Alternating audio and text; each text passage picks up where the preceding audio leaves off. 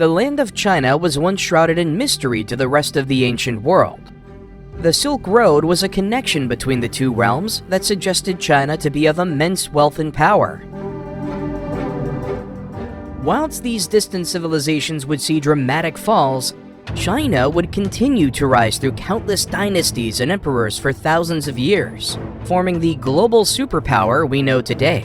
From constructing the longest structure in the world to hosting the largest and deadliest wars in mankind's history, China is the longest continuous civilization on Earth, dating back 5,000 years, withstanding the ancient era, the Middle Ages, and now the modern period. But can they continue on? To understand this fascinating land, we must start from the beginning.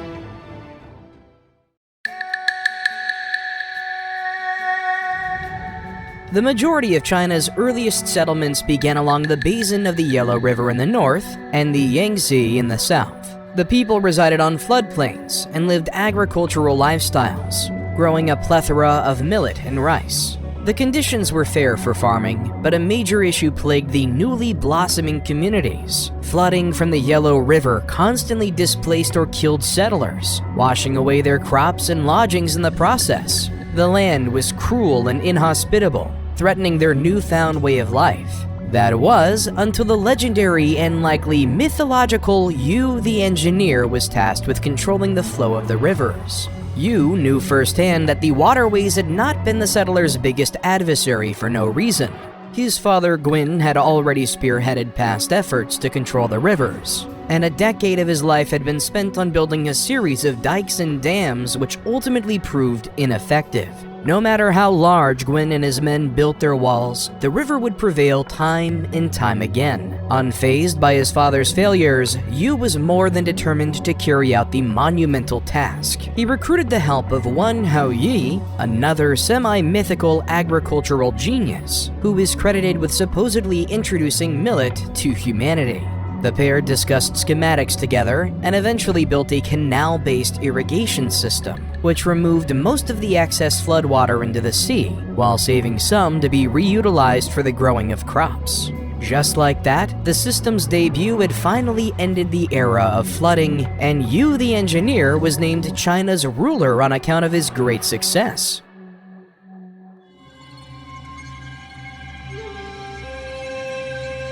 Thus began the Tang Dynasty, the catalyst for China's dynastic system. The dynasty and its lands were very prosperous under Yu. They remained a mainly agricultural society, but are credited with creating many great Chinese inventions, such as stone tools used for farming and the lunar calendar. Eventually, Yu divided the territory into 9 provinces, and while each one was governed by their own lord, they were required to stay loyal to Yu's reign. Long after his years of stopping rivers and winning battles against neighboring tribes, old age and death closed in on Yu, which brought forth the question, what now? Yu decided that he did not want to pass the torch of leadership onto his son Qi. He instead wished for his Minister of Justice, Gao Yao, to take over. Unfortunately, Gao Yao died soon thereafter, and so a tribal leader named Yi was chosen to take on the role. The provincial lords disagreed with this decision. They had grown so fond of Yu the Great throughout his 45 years as emperor that they insisted upon his son Qi being his successor. Their wish was eventually granted. Qi was the first ruler of China to be granted power, not for his merit or capability, but because of his bloodline and connections. This hereditary system would last for thousands of years. It was in the 16th century BCE that the Tang Dynasty finally met its fate. The last ruler of Yu the Great's bloodline, Jie, was said to be a cruel, sadistic leader who led a handful of military operations solely for revenge and personal gain, and filled his free time with sex slaves, drunken orgies, and senseless violence. Perhaps he was too blinded by his hedonism to sense what was brewing in the lands he now ruled. There was a concept in ancient China known as the Mandate of Heaven, a seemingly Shakespearean principle that not only states that heaven gives noble men the ruling power of China, but that any wicked, unjust leaders will be removed. Heaven had clearly taken issue with Jie. China had entered the Bronze Age, and much to Jie's dismay, a new rebellious power emerged with brand new bronze weapons. The Xia were promptly overthrown by this group, which would become known as the Tang Dynasty.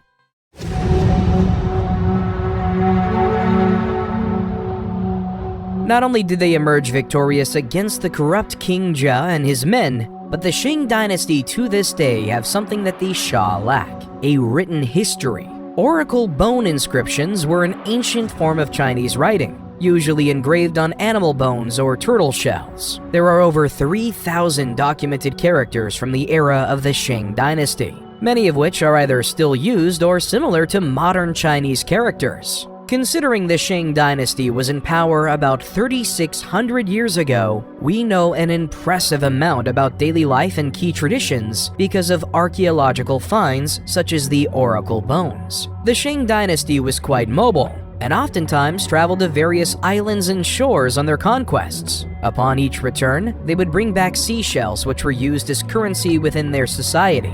They employed a feudal system that brought great wealth to nobility and subjugated peasants and farmers to difficult lives. The poor possessed little agency, but the military and government were far too powerful at the time for any peasant resistance to overthrow them. The Tang leaders were a highly religious people with high priests having heaps of influence over the lands. These priests paid much attention to the death and dying process, as well as subsequent burials, and established a handful of rituals to preserve their power and safety both on earth and in heaven.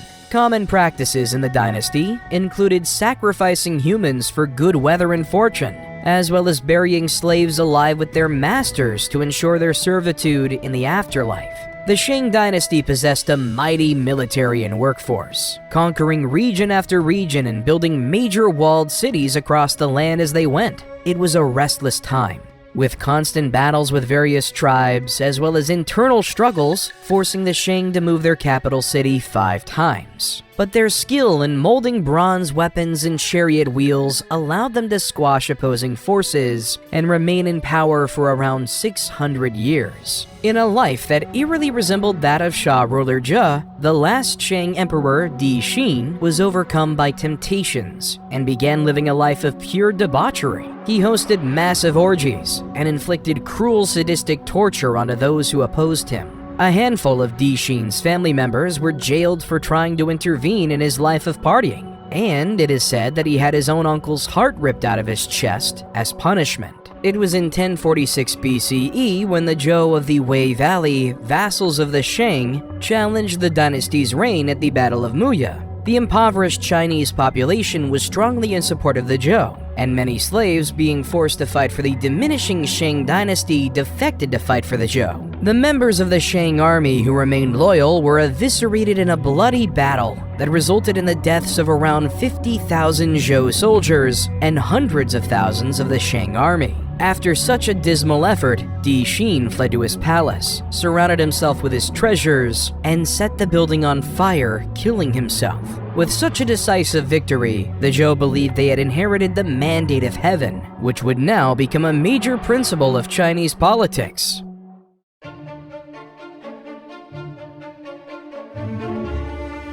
The Zhou dynasty was China's longest-lasting dynasty, spanning 789 years from 1046 BCE to 256 BCE. The events of those nearly 8 centuries were some of the most important happenings not only in Chinese history, but in the development of the world as we know it. It was a period distinctly marked by both invention and change. Large-scale irrigation systems transformed agriculture. A new network of canals was built to transport various goods across previously unfathomably long distances. Horseback riding became the standard for both travel and military use. News of silk production spread to Europe, and the Chinese moved past bronze in favor of mastering iron.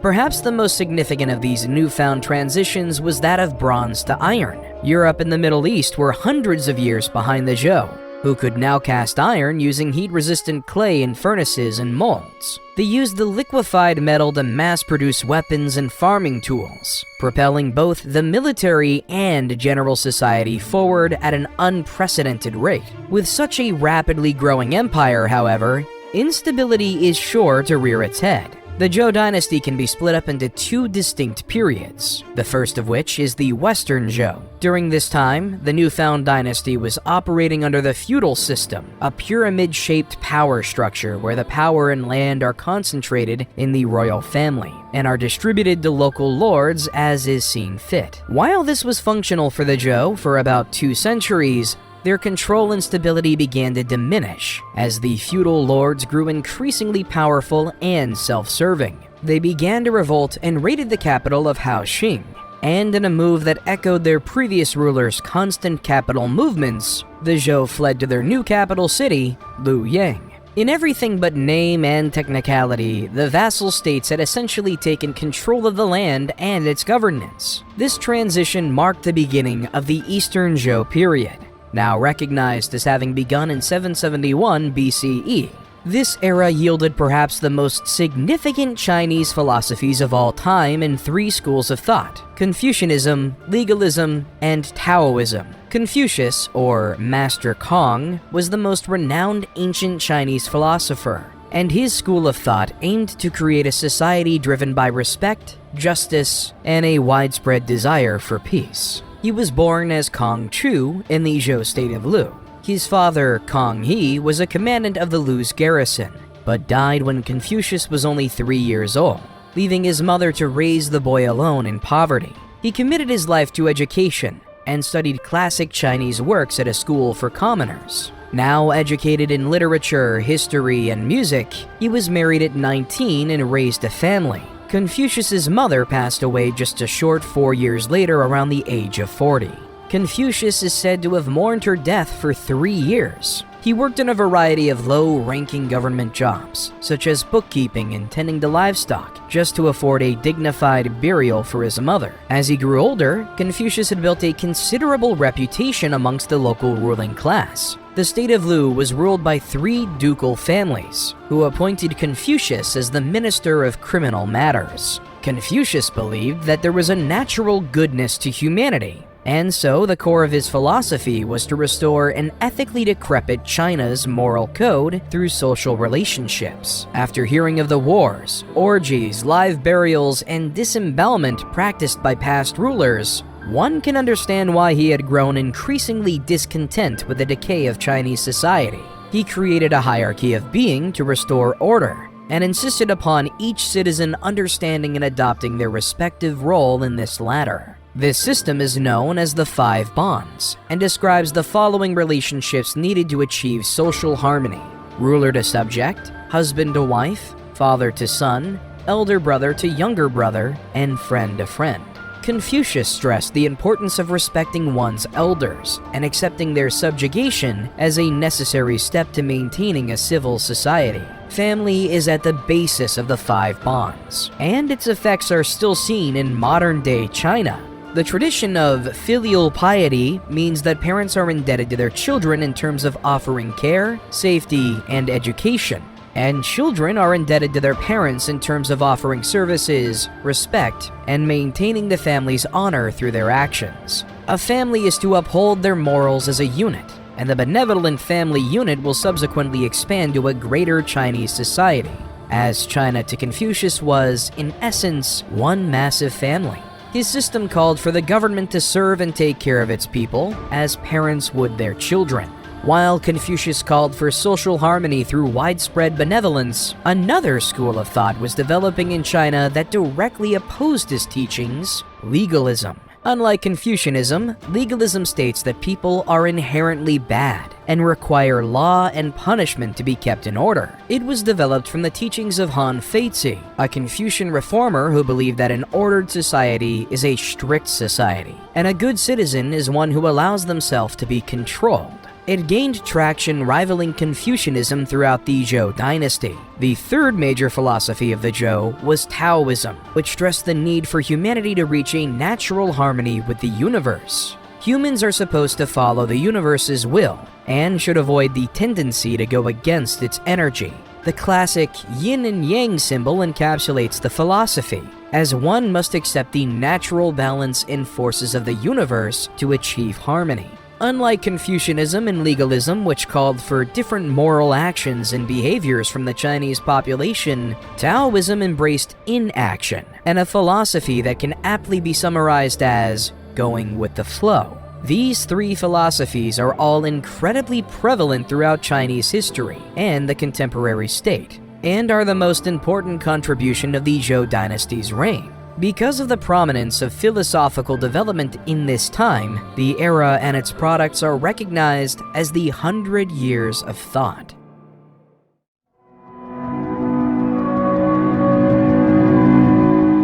At the same time as these developments, various states within the Zhou dynasty were beginning to declare their independence. Former dukes calling themselves kings, and insisted they were politically on par with the Zhou king. This period is known as the Warring States, a time of unrest in which 7 former vassal states fought for the ultimate reign of China's lands. They were the Qin, Han, Yan, Wei, Chu, and Qi. It was at this time that famed general and strategist Sun Tzu wrote The Art of War, the earliest documented work on military science and war. Though the book covered a wide range of military tactics and wartime philosophies, such as when to push your armies forward and how to develop strategic flexibility in the face of a wildly unpredictable war, it is no wonder why the art of war was birthed in this era. War had transformed in China. Battles became more sophisticated in the Warring States period, with generals using strategy and deceit to gain the upper hand. With increased troop numbers and conscriptions for males as young as 15, individual battles also often dragged on for much longer than a handful of days like the clashes of before, with some stretching as long as months or years. The most powerful rising force of the country during this time was the Qin. They were led by Ying Zheng, or Qin Shi Huang, which literally translates to First Emperor of Qin. They resided in a dangerous region of China where a powerful military was in need for survival, and thus adopted the use of various weapons technologies such as iron swords and crossbows. The first of the 7 kingdoms to collapse at the hands of the Qin was Han.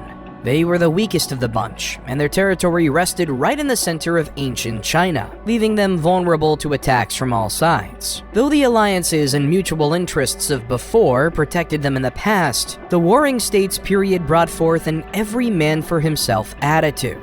Yin Zheng and his men swiftly conquered the territory and forced King An of Han's surrender within the year, though there were far more worthy opponents in the near future. Yin Zheng's next target was the state of Zhao. It was not the first time the two sides had battled. Just a couple decades ago, they had fought in the Battle of Kangping, which stands as one of the deadliest battles in human history. Records estimate 450,000 Zhao deaths and 250,000 deaths on the Qin side. Because of this decisive Qin victory, the Zhao state was still weakened when Yin Zheng marched his men past their borders to finish what had been started long ago. Despite their decaying state, the Zhao possessed something that the Qin did not, a general by the name of Li Mu.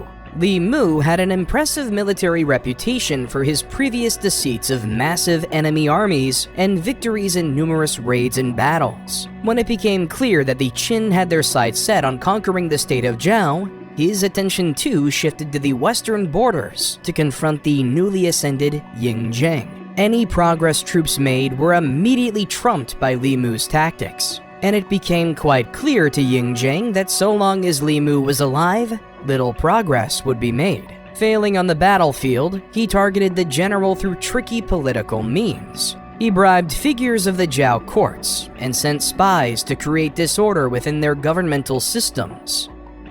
His goal was to create distrust between Yumyu, a king of Zhao, and General Li Mu. He eventually succeeded, and the king became convinced that Li Mu and his trusted associates were planning a violent rebellion. The general was relieved of his position and executed. Zhao was swiftly conquered after Li Mu's death, as his replacement, Zhao Kong, was no match for the bloodthirsty Qin. The state's capital, Handan, was taken over in 228 BCE, and Yin Zheng saw to it that naive King Yumyu was too executed. Though there were some self-proclaimed kings and kingdoms of Zhao following this major loss, the state was no longer a true threat to the Qin. Any rebellion or descendant of a king that rose to power was squashed over the course of the next handful of years, until the region as a whole was completely annexed. After this success, Yin Zheng then directed his focus to the kingdom of Yan. Well aware of the impending military force at his doorstep, the Crown Prince Dan aimed to defeat the Qin in another way, by assassinating Yin Zheng himself. He picked an assassin named Jing Ke to kill Zheng in a suicide mission using a poison dagger of the sharpest possible quality. The plan was to approach the Qin court and pretend to be a traitorous nobleman begging for mercy. He was to offer maps of Dukong, the fertile farmland region that Zheng wanted to claim first in his conquest, as well as the head of defective Qin general Huan Yi's head, before sticking the blade deep into Yin Zheng. The dagger would be hidden along the side of the maps, so Jin Ke could strike as soon as he got close. Huan Yi, the owner of the aforementioned head required for this plan to work, had fallen out of the Qin's good graces and was seeking revenge for their dismissal, causing the Qin to put a bounty of 1,000 gold pieces on his head. After Jing Ke explained the plan, the disgraced general agreed to commit suicide by cutting his own throat for the sake of collecting his head, so long as it would mean that Yin Zheng would die and the Qin would collapse. He cut his own throat without protest. With both the head and the maps now ready, Jing Ke and his supremely nervous associate, Qin Wuyang, traveled to present their gifts to Yin Zheng. Qin Wuyang was so anxious when they reached the palace that he entered a near-paralyzed state and was almost unable to move. Jing Ke excused his skittish behavior as nothing more than awe and cultural shock, as Qin Wuyang was but a rural boy who had never truly seen the world. Despite Jing Ke's excuses, Qin Wuyang was not allowed to move up any further, and the assassin would now have to enter the court by his lonesome. Jing Ke calmly approached King Zheng with the map scroll and waited for it to be unrolled before grabbing the dagger and lunging towards him. King Zheng was startled by the sudden movement and was able to slip out of his grasp, turning away and running away from the attacker. Mayhem ensued in the palace, with the king narrowly surviving by continuously running in circles behind a pillar. The armed guards were all but stationed outside, and his ceremonial sword was too long to be pulled out quickly enough to defend himself against Jing Ke. So all he could do was hope that someone would intervene before the assassin closed in. Luckily for Yin Zheng, a royal physician stepped forward and hurled his medicine bag at Jing Ke, slowing him down just long enough for the king to unsheath his blade. He stabbed Jing Ke in the leg, prompting the injured assassin to throw his dagger in a last-gasp attempt to kill his target. He missed and was stabbed 8 more times by Yin Zheng. In his dying moments, the assassin taunted the king with obscene gestures until both he and the now fleeing Qin Wuyang were executed by the guards. The attempt had failed horribly and had only created an angrier, more obsessive Yin Zheng. He and his army invaded Yan in 226 BCE and quickly conquered the capital, Jicheng. In an effort to earn the king of Qin's forgiveness, a now desperate King Shi of Yan executed his own son, the Crown Prince Dan, as an apology for the assassination attempt. He sent the head of his boy to Yin Zheng, which postponed the complete annexation of Yan for a small handful of years before the Qin returned to destroy them once and for all in 222 BCE. Yin Zheng began his attacks on the states of Wei and Chu at the same time, fearing that one state may take advantage of the fact that the Qin were solely focused on the other and catch the Qin armies off guard. 2 of Yin Zheng's most trusted generals, a father-son duo by the names of Wang Zhen and Wang Ben, launched simultaneous attacks on the 2 states in 225 BCE. While Wang Zhen began the Qin conquest of the incredibly large and powerful Chu, his son Wang Ben led an army of 600,000 men to conquer 10 cities along the northern border of Wei, thereby guarding their flank.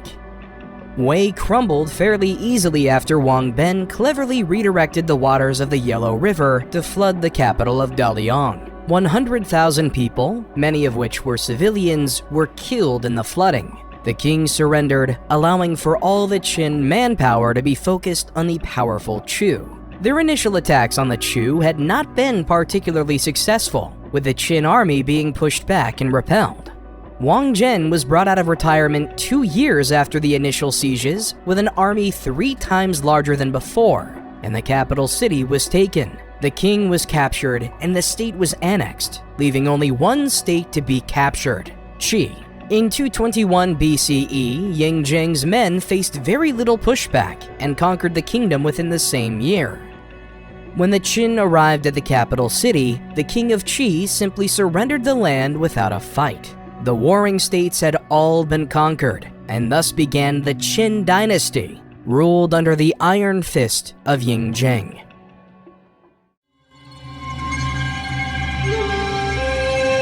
Though they displayed great promise and power in the Warring States period, leading Ying Zheng to proclaim that his dynasty would rule for 10,000 generations, the Qin's dynastic cycle was relatively short-lived, lasting approximately 15 years from 221 BCE to 206 BCE.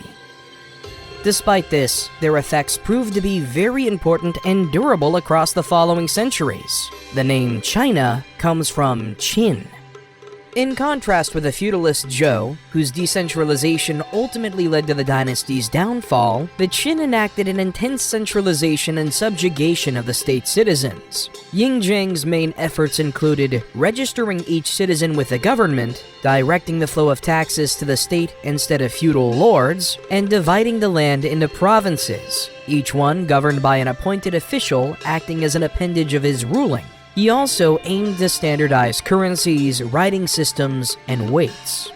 While these changes were primarily for the sake of making the population more manageable and controllable, they contributed to the creation of a culturally homogeneous Chinese identity that was previously unseen throughout the country's history. China had become a united empire, and Ying Zheng its first true emperor.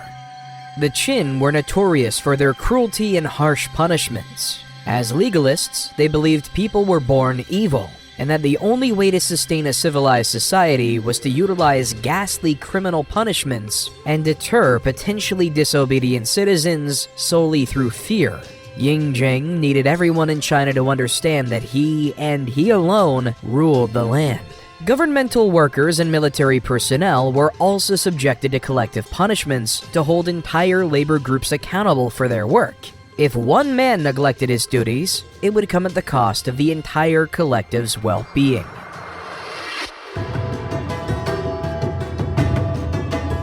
The life of a peasant under the Qin, and in ancient China in general, was very taxing. Peasants worked long, straining hours, typically in one of two fields: farming or silk weaving. Entertainment was used to relieve the stress of long working days. Theater and dance were very popular, and formerly military training games such as Kuju, a game similar to hacky sack, were adopted to pass the time. The Qin state was a patriarchal society, and life could be very difficult for women.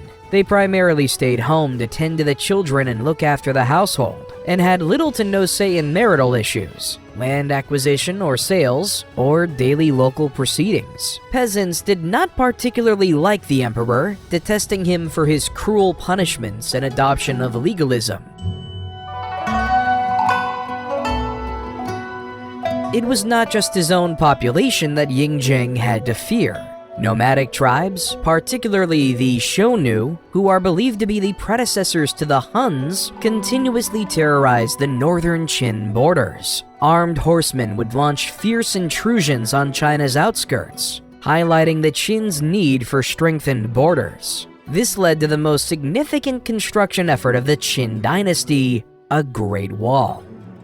This wasn't the same Great Wall of China we know today, though parts of the incredible architectural feat are still visible today. Sections of the Great Wall had already been built, tracing back to the 5th century BCE, though Qin Shi Huang was the first to think of uniting all of the existing pieces to form one Great Wall. Peasants who were deemed lazy or unproductive in their farming or market jobs were oftentimes sent to work on the wall. Transporting materials was very difficult, so the wall was mainly built out of whatever resources were readily available in each particular area. In mountainous regions, the wall was made of mountain stones, while rammed earth was used in the plains. Though the Qin did not view the wall as a permanent solution, the project would be continued over many successive centuries to form the Great Wall we know today. Though he had conquered the warring states at just the age of 38, survived 3 assassination attempts throughout the course of his rule, and now fortified the state of Qin, there was one enemy Yingzheng could not defeat: death itself.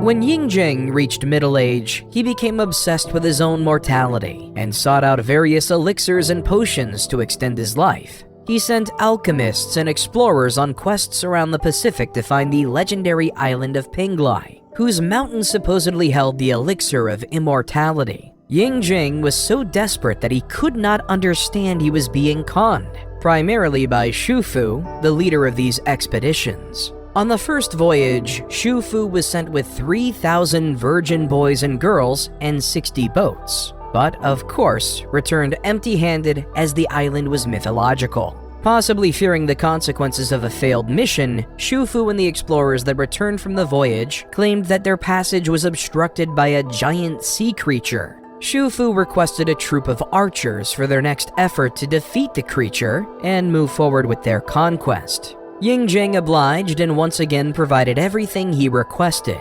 though Shufu and his crews never returned from the trip.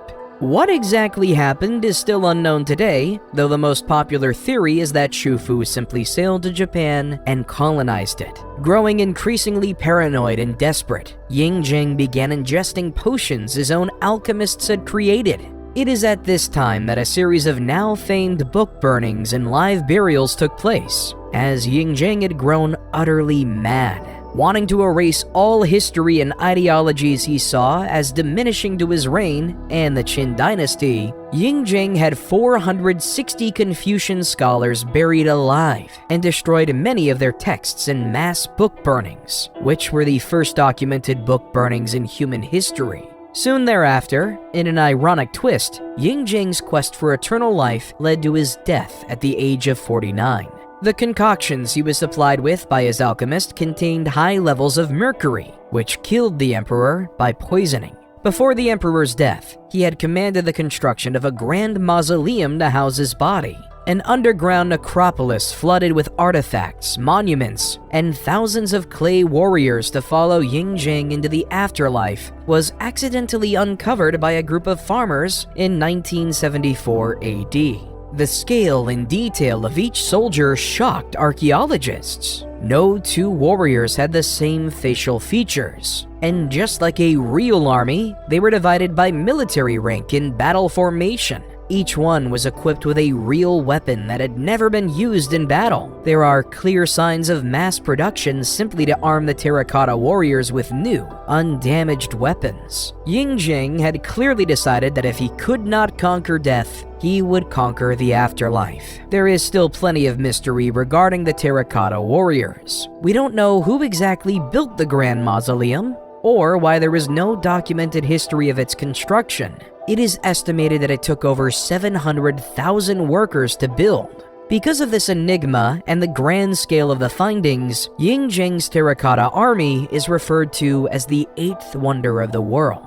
Following the emperor's passing, his associate Li Si kept his death a secret with the hopes of snatching power away from Yingzheng's eldest son and successor, Fusu. Li Si sought to prevent him from gaining any more political might than he already had. As Fusu had ties with a general that rivaled Li Si in court, the pair would surely remove him from power if they were in control. Li Si brought the king's corpse back to the capital in a merchant caravan of rotting fish to mask the scent of death. He then created a fake document, supposedly written by Yingzheng, commanding both Fusu and the general to commit suicide. The plan worked, and with both of their targets dead, another son of the emperor took power. That son was Qin Ershi, who quickly proved to be far less capable than his widely feared father. He was incredibly self-indulgent and childish, killing. However, Li Si would not take power. Qin Ershi would suspect him and others of corruption and treason,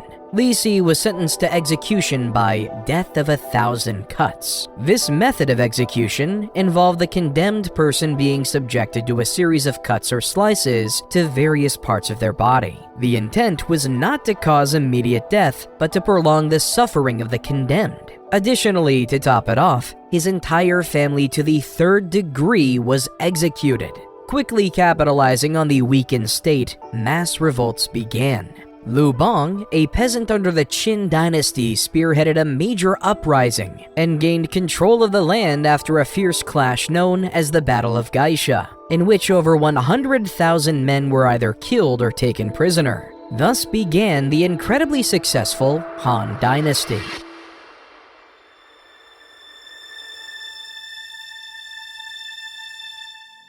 With his victory, Liu Bang seized the title of emperor, changed his name to Gaozu, and established the capital of the new state of Han in Chang'an. It is one of the only parts of the destroyed Qin state with a surviving palace, making for a fairly easy decision. Chang'an is where the Han's namesake comes from, and the period in which it served as the state capital is known as the Western Han, lasting from 206 BCE to 9 AD. Today, over 90% of Chinese people identify as ethnically Han, making up nearly 20% of the world. The Han were the world's most populous state, and were contemporaries of the Roman Empire. After gaining power, Gaozu cemented Chinese policies that would last for thousands of years. Coming from peasantry himself, he quickly sought to replace many of the rulings and precedents he saw to be unfair to the commoner. Taxes were heavily cut, especially in regions who were particularly affected by the wars. Many slaves were freed as well. Confucianism was brought back as the main philosophical school of thought, and was taught in the state's new imperial academy. Family loyalty and virtue were once again the main pillars of Chinese society, not fear or punishment. Gaozu also established the system of civil service to prevent lazy and unqualified men from serving in important political positions. The ruling class was based on merit and education rather than familial connections. This governmental system would last all the way until 1912 AD, nearly 2,000 years later. Although Gaozu and his Han state had secured power, the empire was far from safe. The same nomadic Shonu who threatened the Qin were still a dangerous threat, and the loyalty of many Han generals was questionable at best. Following a series of humiliating defeats at the hands of the Shonu, Gaozu made peace with the tribes and agreed to pay tribute. Wine and women were gifted to the Shonu on an annual basis to preserve the peace. Gaozu died in 195 BCE, which started a power struggle to claim the throne. Though Hui, the second son of Gaozu, became the next emperor, the true ruler of Han was Hui's mother, Gaozu's empress consort, Empress Lu. She had murdered several of his sons to ensure her power following Gaozu's death, though her most famous killing was that of Gaozu's favorite mistress, Lady Qi. Lady Qi also had children with Gaozu, and Lu did not desire any competition. Sima Qian, a historian from the Han Dynasty, wrote that Empress Lu cut off Lady Qi's hands and feet, plucked out her eyes, burned her ears, gave her a potion to drink which made her mute, and had her thrown into the privy, calling her human swine. Emperor Hui was so disgusted and demoralized by his mother's murderous actions that he essentially handed over the ruling power to her. He lived a short life of drinking and sex until his death in 188 BCE at the age of 22. A handful of rulers gained and lost power over the following decades, maintaining a relatively solid sense of peace and prosperity given the ongoing conflict with the Shonu. In 141 BCE, Emperor Wu became the leader of Han and would rule for 57 years, up until 87 BCE. It was also at this time that relations with the Shonu had reached a boiling point, and full-fledged war began in 133 BCE. A handful of Han men were sent west during the war to seek out potential allies of the Shonu. Silk trade in China was being hindered by the tribes, and the Han sought alliances with Western peoples to fight the Shonu. What they brought back was knowledge about civilizations, trade, and the economies of the Western world, India, and the Middle East. A trade route called the Silk Road was established, which connected all the way from China to the Mediterranean Sea. The name Silk Road came from the Greek word for China, Ceres, which translates to the land of silk. China would come to rely on the Silk Road for trade for more than 1,500 years. The Silk Road allowed for unprecedented cultural exchange, which led to the introduction of Buddhism in China, though whether or not Emperor Wu was aware of the religion during his time is unknown today. The Han territory grew considerably at this time of war, as they won many major battles against the Xiongnu tribes. The dynasty expanded south into regions of modern-day Vietnam and Myanmar. Despite their victories, the Han treasury was depleted from all the resources poured into the conflict. Hundreds of thousands of soldiers died while peasants were heavily taxed to fund the war, bringing forth a period of rebellion and instability.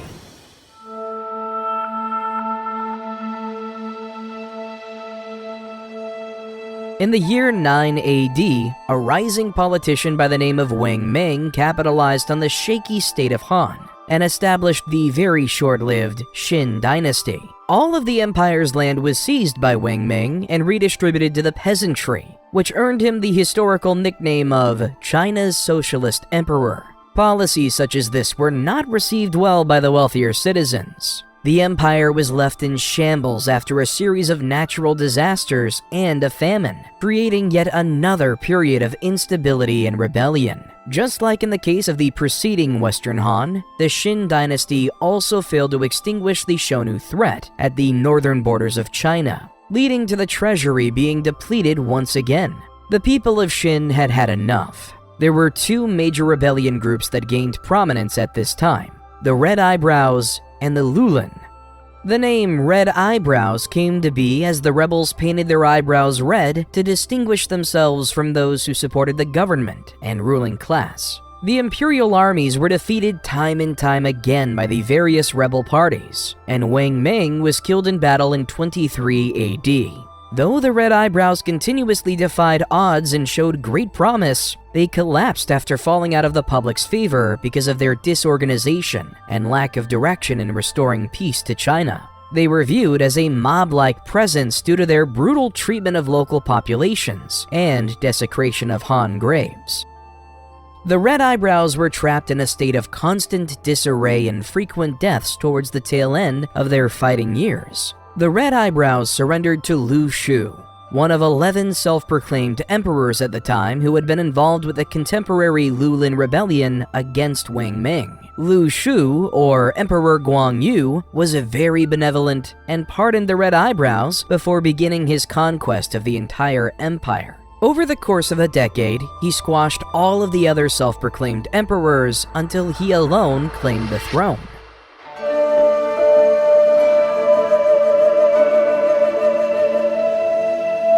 The city of Chang'an had been destroyed in the rebellions, so Guangyu established the new Han capital in Luoyang. This period is known as the Eastern Han, the latter half of the long-withstanding Han Dynasty. Under Guangwu, taxes were lowered, and the emperor saw to it that the quality of life improved for the peasantry.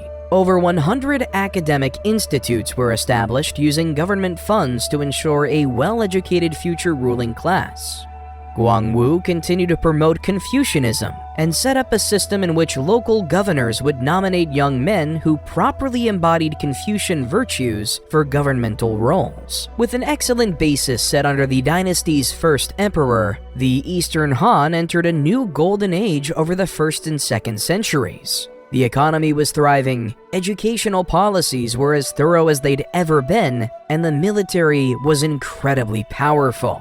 Crossbows allowed the Han to kill their enemies from a safe distance, and durable iron axes and swords greatly improved their close-range combat abilities. Resistance in Vietnam and Korea were destroyed, and the Xiongnu tribes within the Han borders were defeated when they once again turned against the empire. The role of the emperor became much less respected at this time, as the civil servant class became the most dominant members of Chinese hierarchies. Paper was also invented at this time, allowing for their ideas to be shared much easier than in days past. Emperors were put in place and removed as the civil servants saw fit, but were usually more concerned with their lavish lifestyles than their duties at the helm of the empire anyway.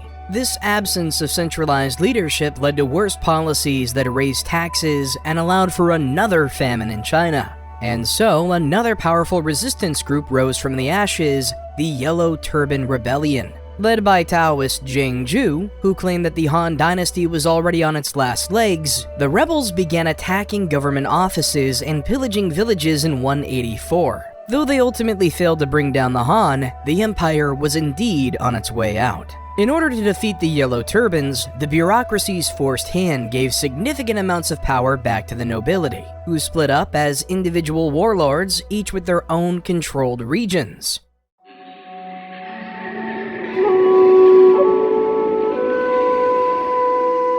Another period of warring states began until the last emperor of Han was dethroned, and only 3 major kingdoms remained: Wei, Wu, and Shu Han.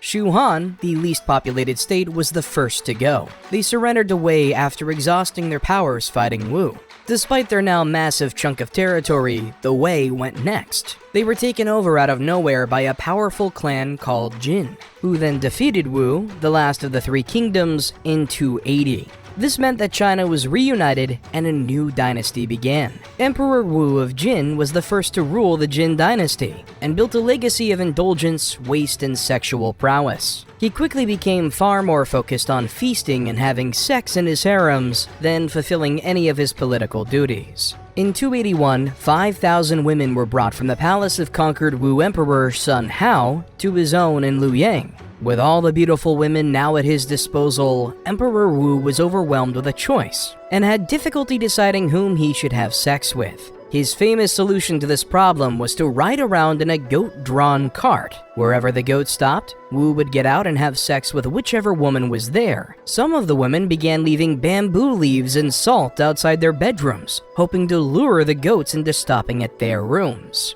Wu was utterly sex-crazed, using this goat-drawn method nearly every day for 8 years. He went so far as to criminalize new marriages until he was finished picking his concubines to ensure he could sleep with any woman he desired. When Emperor Wu died in 290, the Jin Dynasty got caught up in a civil war known as the War of the 8 Princes after his death. Numerous factions wanted to gain power now that there was an opening, and started bringing in nomadic tribes such as the Shonu to assist them. This backfired, with the nomadic people turning on the Jin Dynasty and claiming the north region of the empire. The Jin accordingly moved their capital south to Jiankong. What ensued was countless changes in ruling families in both the barbarian-run north as well as the Jin south. Both regions were incredibly unstable until the Sui Dynasty was erected in 581 and unified the empire once again in 589.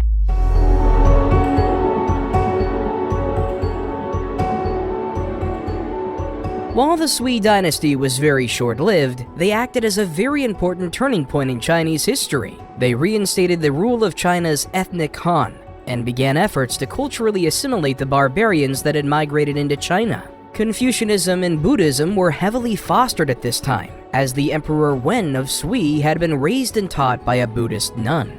It was a difficult time to be in power. North of the Sui, in the central steppes, the Turks were rising to power and becoming a formidable force, which made expansion difficult for the dynasty. While the empire was relatively stable for a short period of time, it began to deteriorate very fast because of the evil Emperor Yongguang's constant misuse of resources. Yongguang was obsessed with construction projects and war. Many peasants worked to death rebuilding the Great Wall, and he sent millions of soldiers to die in his attempted conquest of Goguryeo, which is modern-day Korea. The last attack on Goguryeo had been an utterly pathetic failure, resulting in a 90% casualty rate for the Sui troops, and a relatively tiny one for the Goguryeo. This all spurred more rebellions as the peasantry was fed up. A father and son duo became the 2 most important figures in China during this time of resistance. The father, Li Yuan, had been born in 566 in the Three Kingdoms period. Li Yuan had many familial connections to the throne, with many family members close to the emperor, though that did not exactly make things easier for him. Emperor Yongguang was evil, tyrannical, and brutal, and offered little help to Li Yuan. His son, Li Shimin, was a very bold military leader who successfully fought against the Turks on multiple occasions. He famously tricked his opponents by bringing an excessive amount of flags and drums to the battlefield to make them retreat, thinking that the Sui army was much larger than it actually was. Though both Li Yuan and Li Shimin were initially loyal to the Sui dynasty throughout this time of war, it became increasingly clear to both of them that the empire was in decline. Li Yuan was very sacred and timid, and did not wish to turn on their leaders considering the number of family members that were close to the throne. If Yang Guang caught wind of rebellion, Li Yuan's family, including his daughter, Ping Yang, would surely be executed. Li Shimin, however, convinced him to join a band of rebels, since death was already on his doorstep anyways. Yang Guang had begun killing his own generals who were not doing a good enough job of defeating the rebels, and Li Yuan was up next on the chopping block. With a little left to lose, it was now or never, or else it would be Li Yuan's head. He spread rumors that the emperor was planning another invasion of Goguryeo that would require even more soldiers. Still fiercely angry about the last invasions, the peasants hit a breaking point. They did not want to die fighting for a clearly inferior army in a war that would not benefit them.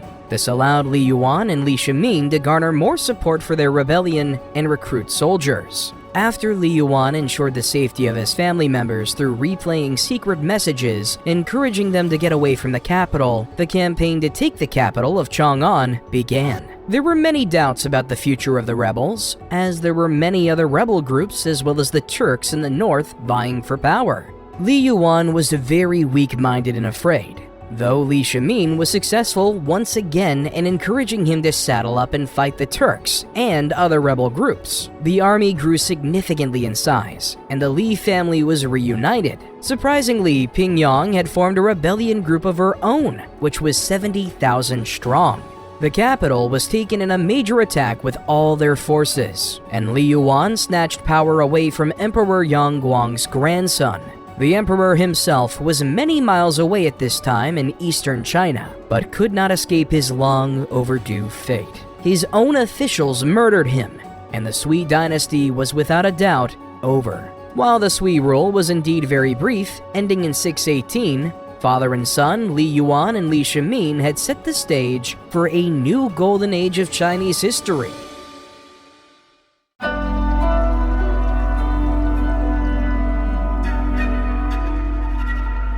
The Tang Dynasty is viewed as one of the best eras of Chinese history. The empire was stable, the population grew from 50 to 80 million people, and many scientific and cultural advancements ballooned during this time. The reign is viewed so favorably that all these years later, ethnic Chinese people refer to the neighborhoods in western metropolitan areas commonly known as Chinatown as Tangranjie, which translates to the Tang People's Street. However, such good fortune did not come easy early on. While Li Yuan and his family had defeated the Sui, there still remained a great many threats to his future reign. Two dynasties were established to the east of the Tang, and the Turks were still a major threat in the north. Capitalizing on all the chaos of war that comes with rising and falling dynasties, the Turks had been slowly creeping into mainland China. Li Yuan declared himself the Tang Dynasty's first emperor, and Li Shimin was given the role of prime minister. The eldest of Li Yuan's sons, Li Jiancheng, who had helped in the rebellion as a key general, was named crown prince and the heir apparent, even though he did not have the same glorious military reputation that Li Shimin did. This made Li Jiancheng feel uneasy and overshadowed in his role as crown prince. An intense rivalry began between the two brothers. Li Jiancheng and another brother, Li Yuanji, began preparing a private army to stage a coup and assassinate Li Shimin. Yuanji supported Li Jiancheng as he wanted to be crown prince once Li Jiancheng became emperor. Unfortunately for the pair, word got out fairly quickly. Li Shimin received word from his soldiers, and Li Jiancheng's plan was foiled. He was put under house arrest by his father, prompting an associate of Li Jiancheng to formally rebel. Li Shimin was commanded to go out and kill the rebel leader, and was promised the title of crown prince upon his return to Chang'an. It didn't take much of an effort on Li Shimin's part to kill Li Jiancheng's associate. His own band of rebels killed him at the sight of the imperial army. Meanwhile, the weak-willed Li Yuan was caving in and easing up on his son back in the capital. Li Jincheng was very close with his father's concubines, who would often do his bidding and try to rehabilitate his image. At Li Jincheng's request, the women successfully convinced the emperor to go easy on his son, likely stressing the importance of family in such trying times. When Li Shimin returned, he was shocked to learn that Li Jincheng would be keeping his title of crown prince. But there was little time to process his father's ridiculous leniency and the forgiveness of his young brother. The Turks had moved just outside of Chang'an. Li Shimin had taken charge and organized a treaty involving regular payments to the imposing forces just 2 years prior in 622 AD. Though the threat was becoming more and more dangerous as they pushed closer to the capital, Li Shimin approached the Khagan, the leader of the Turks, outside of the city, and declared that if they had become dissatisfied with their previous agreement, then he and the Khagan should duel to the death. The Khagan was uncertain of what tricks Li Shimin had up his sleeve and withdrew his armies back to their camp. Li Shimin and his army remained incredibly close by, and after a night of rainfall, sent a message detailing the Tang army's advantageous position, as well as his analysis of how the Turks' bows would likely be deteriorated by now. The people of the Eurasian steppes used composite bows made of wood and animal horns, which did not fare well during rainy seasons. Outsmarted by the witty Li Shimin, the Khagan agreed once again to the Tang's proposed peace treaty and retreated without a drop of bloodshed on either side. Upon Li Shimin's return, it was all the more clear that he would be the next great leader of the Tang Dynasty. This made Li Jincheng all the more desperate to kill his brother and secure power. Li Jincheng hosted a banquet in his residence for his brothers, Li Shimin and Li Wanji. He had poisoned Li Shimin's wine. Li Shimin was in such a horrible state that he needed to be carried home and barely survived the ordeal after vomiting blood all night. Li Yuan couldn't bear to witness the rivalry of his sons and informed Li Shimin that he would be dividing the empire into 2 halves to avoid further conflict. Li Shimin was promised the rule of the eastern half, which he protested, but it was no use. His stubborn father had already made up his mind. The division failed to quell the rivalry. In the west, Li Jincheng and Li Wanji continued plotting the murder of Li Shimin. In the east, Li Shimin was continuously encouraged by his cabinet to strike first and kill his brothers. Though, despite everything, he was still hesitant to plot an attack on his own family. When the Turks attacked once again in the summer of 626, the 2 conniving brothers saw the disorder as a chance to kill Li Shimin once and for all. Backed by Li Jincheng, Li Wanji approached his father and asked to command the army against the invading Turks. Though the emperor was a bit hesitant, as he initially intended on sending the decorated Li Shimin to resist them, he agreed. Much to Li Jincheng's delight, Li Wanji was able to turn many of Li Shimin's associates against him while organizing his army. Those who had once sided with Li Shimin and encouraged him to attack his brothers had given up on trying to convince him, and were now looking after their own lives instead. Because of this victory, the eldest brother promised Li Wanji the title of crown prince once he became emperor, which would be any day now, should their plan work. The pair decided that after they killed Li Shimin, they would finally gain power by forcing their father to give up the throne. Shortly after, however, Li Jincheng and Li Wanji were summoned to their father's court. Li Shimin had submitted a message to his father claiming that both Li Jincheng and Li Wanji had been sleeping with many of the emperor's concubines. When the 2 brothers conferred on what to do, Li Wanji argued that they should fake illnesses and not go. But Li Jincheng pulled rank and decided that they should both go to try and smooth out the situation to the best of their abilities. What ensued is what is now known as the Shanwu Gate incident. Upon their arrival at the Shanwu Gate, which served as an entrance to the palace city in Chang'an, they began to feel like something was wrong. They realized they were walking into a coup d'etat and immediately tried to retreat, but by then it was far too late. Li Shimin bound through the gates on horseback and called them over, which prompted Li Wanji to draw his bow, but he was far too slow compared to the quick Li Shimin. Li Shimin quickly drew his own weapon and fired an arrow straight into Li Jincheng, killing him instantly. A chase ensued, with Li Wanji trying to escape the scene before Li Shimin could kill him too. In the chaos, however, Li Shimin's horse became overwhelmed, throwing the middle brother off its back. Li Wanji pounced on this opportunity and tried to strangle the fallen Li Shimin to death with his own bowstring, Just in the nick of time, Yuqi Jingde, an associate of Li Shimin, arrived and shouted at Li Wanji. Li Wanji tried to flee on foot, but was promptly killed by Yuqi's arrows. Overwhelmed by the situation, Li Wan agreed that power would be handed over to the surviving son, Li Shimin, and that the opposing forces should submit to his rule. The male heirs of both Li Zhencheng and Li Wanji were promptly executed to prevent further destabilization. The two power-hungry brothers had started a battle that they could not finish, and it ultimately came at the cost of their families' lives. Li Yuan retired to a more ceremonious role, while Li Shimin was declared emperor. Though there was little time to celebrate his new role, the Turks had not stopped their advances to allow the House of Li to play out their family dramas. They had already reached the edges of Chang'an.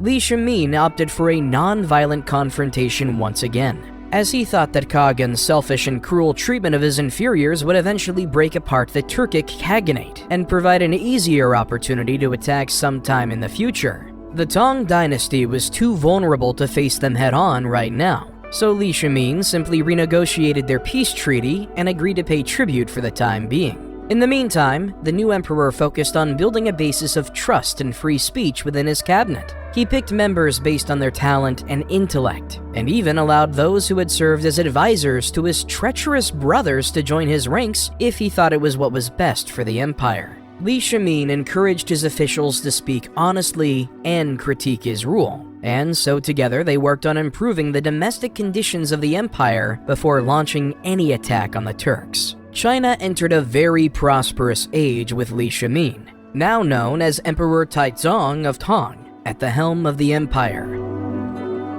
He is recognized today as the absolute greatest of the hundreds of emperors who came and went throughout Chinese history, and an argument could be made that China was the wealthiest and most powerful state in the world during this second golden age. But why exactly was that the case? Relations between the Turks and the Tang remained stable as Emperor Taizong worked on the living conditions of his subjects. But an opportunity to capitalize on the inner turmoil of the Khaganate rose quicker than the emperor thought it would. Political discord was caused by the Khagan's poor treatment of the tribes that fell under his command, and a handful of them broke away from him, which made the ruler furiously persecute them with all his might. War broke out between the various tribes, and in 628, a lesser Khagan by the name of Ashina Shibobi requested Emperor Taizong's help in defeating the selfish ruler. He obliged, and they successfully defeated the Eastern Khaganate leader by the year 630. The members of the Turkic tribes that fought against the Khagan nominated Emperor Taizong to rule over them, marking him the first emperor to hold the title of both Chinese Emperor and the Khan of Heaven. Even after Taizong's death in the year 649, the Tang Dynasty steadily expanded, while becoming more and more cosmopolitan in the cities such as Chang'an.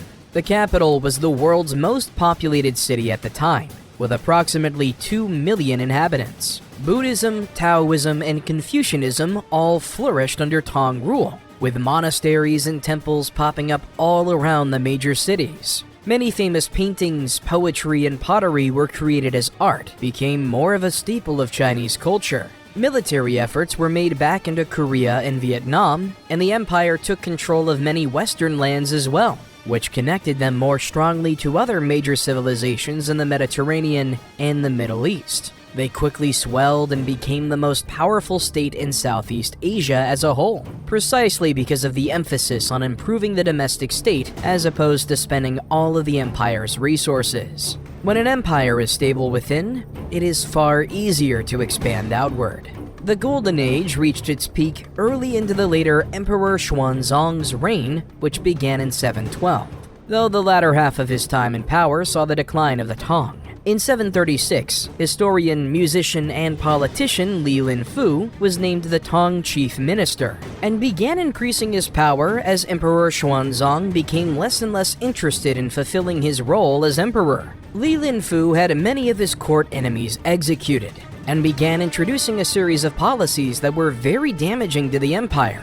One major policy that would come back to bite the Tang was that the military governors must not be Chinese. The de facto ruler Li Linfu believed that there would be less trivial politics involved in the governmental process, and that none of his rivals would be able to take power. One of the generals selected was a Turk by the name of An Lushan, who commanded an army with over 150,000 soldiers in the northeast. He was viewed very favorably by both the emperor and Li Linfu, and rose the ranks very quickly, even being named a prince. However, after Li Linfu's death in 753, An Lushan was steadily being edged out of his position by political rivals in China. Recognizing that he had very little to lose, he launched a rebellion against the dynasty to try and claim power over the empire. What followed was known as the An Lushan Rebellion, one of the deadliest wars in human history.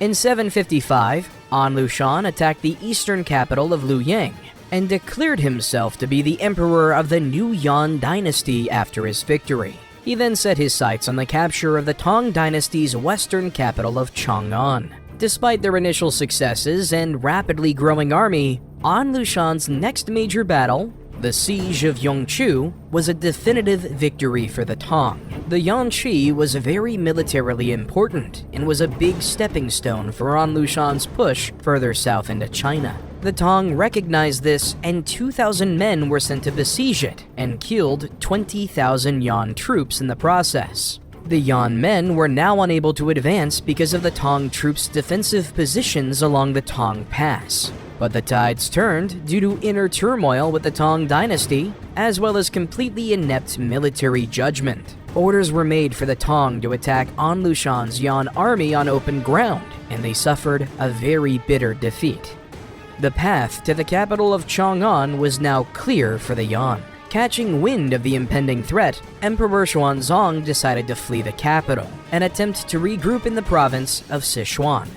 However, this was not realized so easily. The emperor had brought much of his household, court, and bodyguards with him, and chaos ensued as hunger induced anger and madness along the difficult terrains of China's mountainous regions resulted in the executions of members of the convoy. Fearing a mutiny, the emperor was required to go along with the demands of his soldiers, even when they desired the deaths of his family members. While the emperor was forced to watch the strangulations of his relatives in desolate mountain ranges, a different kind of chaos was occurring in the capital of Chang'an. Thousands fled at the sight of the rebels, who slashed their way through the city and looted like there was no tomorrow. Hundreds of thousands were killed in the bloody siege. In August, Emperor Xuanzong had finally reached Sichuan, where he abdicated and gave his son the throne. The new emperor recruited mercenaries to oppose An Lushan, and they successfully prevented him from expanding further south. However, the internal turmoil of the self-proclaimed Yan Dynasty helped the Tang more than anything else. Fearing his constant state of violent paranoia, An Lushan was murdered by his own son, An Xingshu, on January 29, 757. The ruler had grown increasingly cruel to his subjects and flogged them whenever he pleased, which caused his subordinates to turn on him, especially when the obese tyrant's health took a turn for the worse. It is said that a horse was once crushed under the unfathomable weight of An Lushan. With his death, An Xingshu took over as leader of the Yan and launched a lengthy siege on the city of Suiyang, resulting in one of the most disturbing battles in Chinese history.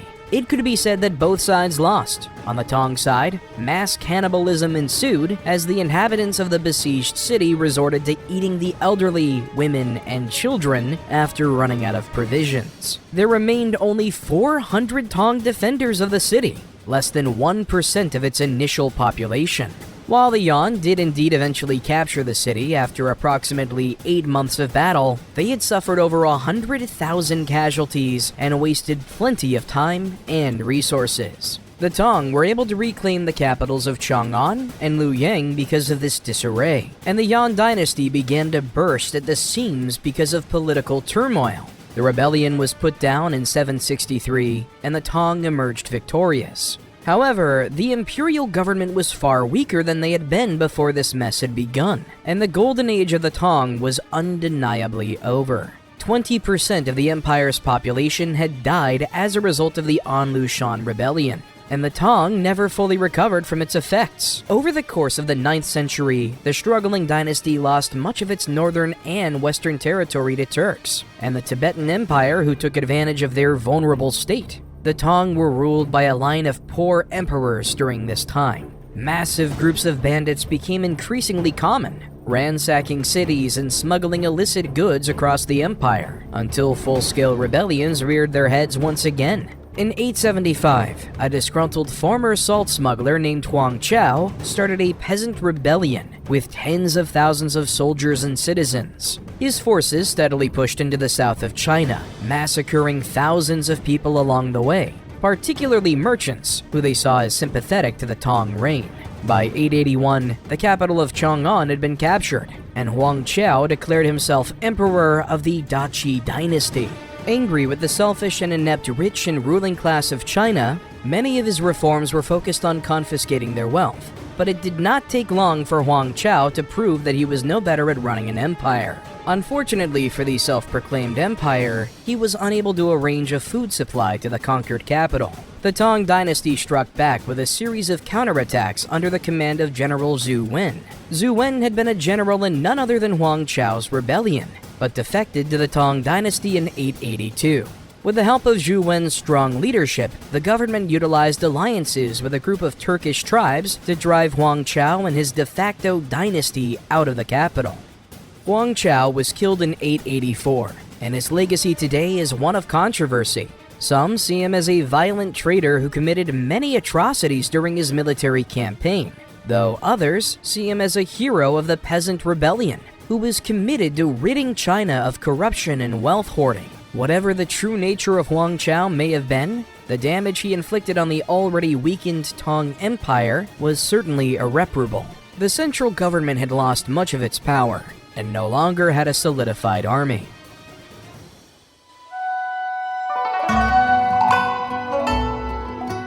As a side note, while the 9th century was indeed disastrous for the Tang Dynasty, an important invention that would shape modern history was created in 850 AD within the empire's borders: gunpowder. An unknown monk and alchemist was trying to invent a substance that would heal ailments and prolong one's lifespan. In doing so, he mixed the following proportions: 75% saltpeter, 15% charcoal, and 10% sulfur. The result was plenty of scorched skin within the group of monks who were present, and the house they resided in was burnt to the ground.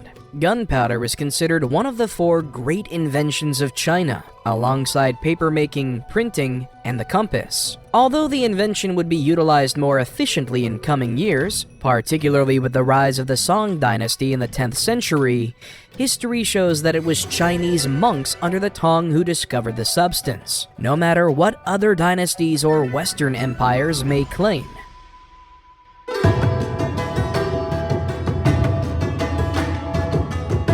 Without a widespread military application, though, the newfound substance did not make a difference in the fate of the declining Tang. An era known as the 5 Dynasties and 10 Kingdoms period was on its way, and would be marked by various warlords and regimes staking claims for power across China. The period is notoriously difficult to follow because of how messy and unstable the region was, with constant assassinations, new and shattered alliances, and factions breaking apart. The situation was constantly changing, just like it had during the Warring States period. This name, 5 Dynasties and 10 Kingdoms, came to be as 5 regimes successfully ruled over the northern region of China, while 10 independent states were established in southern and western China. Though these states were relatively stable during their existence, they were not as significant as the 5 major dynasties. The first of these 5 dynasties' rulers was the warlord Zhu Wen. Though he had helped the Huang Chao rebellion and then the Tang government, Zhu Wen was now looking to help himself. In 904, he executed the Emperor of Tang, and made the dead ruler's 13-year-old boy serve as a puppet emperor. Only 3 years later, in 907, he usurped the throne and named himself Emperor of the Liang, the first of the 5 dynasties that ruled in this era. However, many other warlords did not accept his rule, and established their own countries. One of these men was Li Keyong, a rival of Zhu Wen. Prior to the establishment of the Liang dynasty, Zhu Wen had attempted to assassinate Li Keyong, so he understandably had no interest in serving the new emperor. Li Keyong established the minor kingdom of Jin, which would play a large role in future power struggles. But rivals such as Li Keqiang were not the only ones who hated the emperor. Zhu Wen often summoned his son's wives to the palace to have sex with them. He was a notorious sexual predator who repeatedly assaulted his officers' wives as well as his own daughters-in-law. As a result of his horrendous conduct, as well as familial turmoil over which son would succeed the crazed ruler, Zhu Wen was murdered in his palace by his third son, Zhu Yogui. Zhu Yogui would last just 1 year in power, being murdered soon thereafter by his younger brother, Zhu Yozhen, in a coup for the throne. He would rule from 913 onward, with his reign lasting about a decade. It was during that time that a boiling point was reached between the Liang and the kingdoms of Jin. After many clashes with Emperor Zhu Yozhen's troops over contested regions, the Jin kingdom had become quite powerful and contested the Liang Dynasty in 923. They established what is known as the later Tang Dynasty. They kept the name as Tang because they desired a restored empire. Li Sunshu, who was Li Keqiang's son, became the first emperor of the later Tang. While they showed flashes of brilliance and potential promise in unifying China, they failed to control the regions they initially conquered due to more declarations of independence within their territory. The state was thrown into chaos due to Li Sunshu's poor leadership, as the emperor and his consort, Empress Lu, hoarded wealth and did not reward his soldiers for their efforts in battle. In the spring of 926, he was finally murdered in a mutiny. The next dynasty was formed by a veteran general named Shi Jintang. His claiming of the throne marked the third of the 5 dynasties and was labeled the later Jin or Shi Jin. During this time, Shi Jintang's army was not powerful enough to control the incredibly dynamic wartime landscape of China, and in 936, he asked for the help of the Khitan in the north. The Khitan were a nomadic people who dominated much of Northeast Asia, including modern-day Mongolia, as well as chunks of China and Russia's Far East. A term of the agreement was that the 16 prefectures of Yayun, a region along the Great Wall which contained the strategic positions of modern-day Beijing and Tianjin. The Khitan Emperor Yilu Dalong was also given superiority over Shi Jintang. This was the cause of a conflict, as the later Jin eventually decided that they did not want to live under the rule of the Khitan Emperor. They tried to distance themselves from Yilu Dalong's reign, which enraged the ruler, who had so recently greatly helped in the establishment of their dynasty. A war broke out, and Khitan conquered the later Jin. They sacked the Sheng prefecture, modern-day Anyang, and massacred most of the population. The Khitan state was renamed the Liao Dynasty, and Yilu Dalong declared himself emperor of all of China. However, this era did not last very long.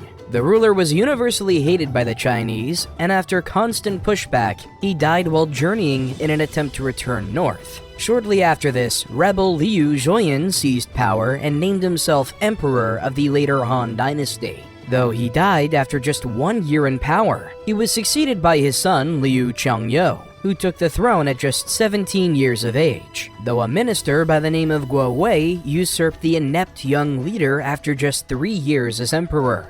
This made the later Han the shortest dynasty from this period, lasting just about 5 years. In 951, Guo Wei declared himself the new emperor of the last of the 5 dynasties, the later Zhou.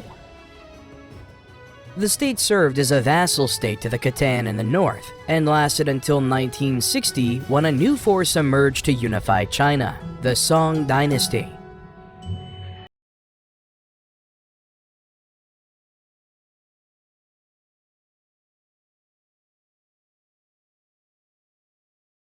General of the later Zhou Dynasty gained control of the empire after a coup. He was able to conquer the remaining regions of China not yet under his control, and ended the unstable 5 dynasties and 10 kingdoms period with the unification of the empire. The Song Dynasty's history is divided into 2 major periods: the Northern Song, lasting from 960 to 1127 AD, and the Southern Song, lasting from 1127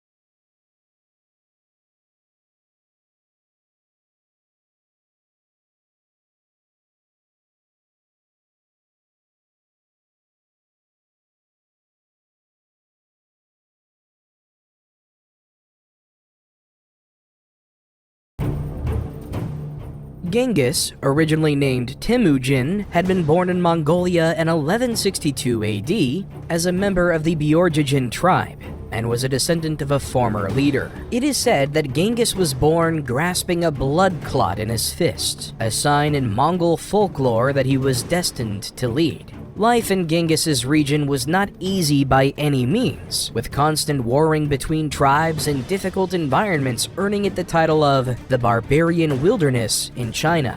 Genghis spent his early years learning to hunt, travel, and ride horses, and was said to be very disinterested in speaking with others. At the age of 9, his parents arranged Genghis's marriage with a girl named Berta from a neighboring tribe, who was 10 years old at the time.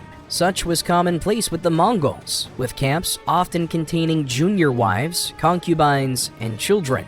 Women had little to no agency in these decisions. Genghis was to be transferred to Berta's camp after the marriage was set in stone, so the pair could grow up together. On the journey, however, rival Tatars poisoned and killed Genghis's father by offering food and drink for their travels, leaving the young boy's family fatherless. Genghis returned home after this, as his family were abandoned by their tribe and had been left in a vulnerable, outcast position, without a patriarchal figure. Tensions rose between Genghis and one of his stepbrothers, Bedr, as both boys claimed to be their father's heir. Bedr was the older of the two, though Genghis was the child of their father's chief wife. Their rivalry came to a head when Genghis was 13, and Bedr tried to take a fish that Genghis had caught for himself. Genghis drew his bow and killed Bedr, marking the first kill of a man who would eventually have the deaths of roughly 40 million people attributed to him. By the time the hardened Genghis was 15, he had become incredibly skilled in hunting and horsemanship. He became the leader of his remaining brothers, which prompted the clan that had initially expelled his family to take him as prisoner, as they feared he would organize an attack against them. He escaped during a feast and hid in the tent of a guard who had failed to raise the alarm as he made a run for it. He took shelter in the tent for 3 days, threatening to tell the clan that the guard had helped him escape. In a very clever move, he then used this card to acquire a horse from the guard and gallop away into the night. At 16, Genghis returned to the encampment of Berta to finally marry the girl after their last arrangement had been foiled by his father's untimely death. Berta's father was over the moon at his return and gifted Genghis a sable cloak to welcome him back. Genghis then re-gifted the cloak to Togrul, the leader of a neighboring tribe, to gain his alliance. Wanting to regain the loyalty of the tribesmen who had abandoned his family, Genghis first aimed to build a strong following, and that he did. Other clans began making alliances with Genghis, and before long, he had amassed a relatively strong military force. Around this time, Genghis and his wife had their first child, a daughter named Kojin. Soon after, however, things took a turn for the worse for Genghis. A group of 300 Merkit horsemen, the Merkit being one of the 5 major tribal confederations of the land, raided Genghis's encampment and kidnapped his wife Berta. Genghis swore to destroy the Merkit invaders, and in preparation was able to put together an army of thousands of warriors using his alliances. They struck back hard in a merciless attack on the Merkits, and comprehensively destroyed the invaders in a whirlwind of killing and pillaging. Genghis discovered his wife, who was now pregnant after being repeatedly abused by a Merkit, and returned her home to camp. She gave birth to their son, Jochi, who would be followed for the rest of his life with questions about his true biological father. Genghis and Berta would have 3 more sons and 4 more daughters over the course of the next decade. It was during this time that Genghis became exceedingly close with his childhood friend and blood brother, Jamuka, and united their clans. The 2 men spent an enormous amount of their time together, be it during camping, riding, or other everyday activity. Supposedly, they even slept under the same blanket. Eventually, however, tensions arose and the 2 leaders left one another. It is not entirely clear why this occurred, though certain texts indicate that a jealous Berta played a hand by spreading rumors and misinformation about Jamuka. Unfortunately for Jamuka, many of his soldiers and leaders joined Genghis. Before long, Genghis was developing the largest and most powerful Mongol clan. He was acclaimed by his followers as the Khan of the Mongols. He proved to be a vicious military leader and expanded his territory through murderous raids in which him and his men would pillage and burn settlements before taking their women. This served as a form of psychological warfare as well, with many men simply surrendering their camps without a fight to avoid the destruction that was becoming all too common in the surrounding areas. While they were overwhelmingly successful in these campaigns, and were gaining much of the ground and men of Mongolia, tensions were rising with Jamuka's very much alive and very much resentful army. Genghis's former blood brother was quickly becoming his sworn enemy. Open conflict broke out in 1187, with the two sides clashing at the Battle of Dalan Baljut. Jamuka had assembled 30,000 soldiers and flanked Genghis's men from the north. While they were evenly matched in size, it was a decisive, bloody victory for Jamuka and his men, and the disgruntled leader was shockingly cruel in the aftermath. He boiled 70 captured young men alive and humiliated the deceased bodies of the rival leaders that were now siding with Genghis. This cruelty, however, did not serve Jamuka well, as many followers defected to Genghis after witnessing his true vicious nature. Approximately 10,000 of his men joined his rival's side that day, which forced the now outnumbered Jamuka to move his men back. The victory, however, was still undoubtedly his. Humiliated with such a brutal defeat, Genghis Khan put an increased focus on the discipline and training of his military, and forged an unimaginably powerful killing machine, even stronger than before. The Jin Dynasty, struggling with constant attacks from a common enemy, the Tatars of the Steppes, recruited the help of the newfound Mongol force, which worked incredibly well. Genghis's army crushed the enemy Tatars and returned to their homeland of Mongolia after their victory. However, upon their return, Jamuka forces looked to seize the opportunity and attack the unsuspecting army. The campaign was a complete failure for Jamuka, with his men being defeated after a series of 3 battles. While Jamuka was able to flee this conflict, as well as successive efforts to capture him, he was eventually taken prisoner by Genghis after being betrayed by his own men. Taking pity on his childhood friend, Genghis offered him a chance to live and join his clan once again, though Jamuka refused and asked to be put to death. Some accounts state Jamuka was executed honorably without spilling any blood, and that he was suffocated to death in a carpet by the Khan's men, while others claim he was violently dismembered. What we know for certain, however, is that Genghis would face no more opposition from his blood brother turned mortal enemy. Genghis had now taken control over 1 million people, and was the sole ruler of the steppe, after promptly subjugating the remaining smaller forces of Mongolia. That was not nearly enough, however, for the famed ruler. He set his sights on the whole of China, declaring that he was destined to take the land. The north was still ruled by the Jin, while the south was still ruled by the Song, though the first step for the Mongols was to conquer the Western Sha, which rested in the northwest of China, directly between the Jin and Song. It was a strategic location to begin the major conquest from, and was an important trade route that connected China to the west. In 1207, he launched his campaign and conquered the Western Sha with relative ease over the course of 2 years. The small dynasty had tried to enlist the help of the Jin Dynasty while they were under attack, though the monarch Wanyan Yongji of Jin denied their request, stating that the warring of 2 of their rivals was very advantageous for the Jin.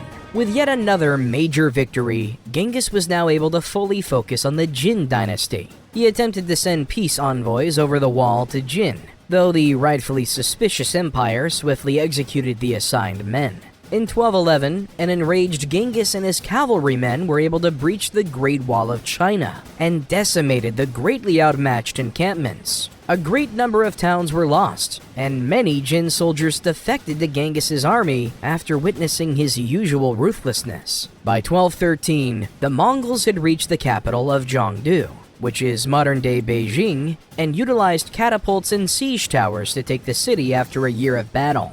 They plundered the northern regions of the dynasty's land and continued taking great chunks of territory.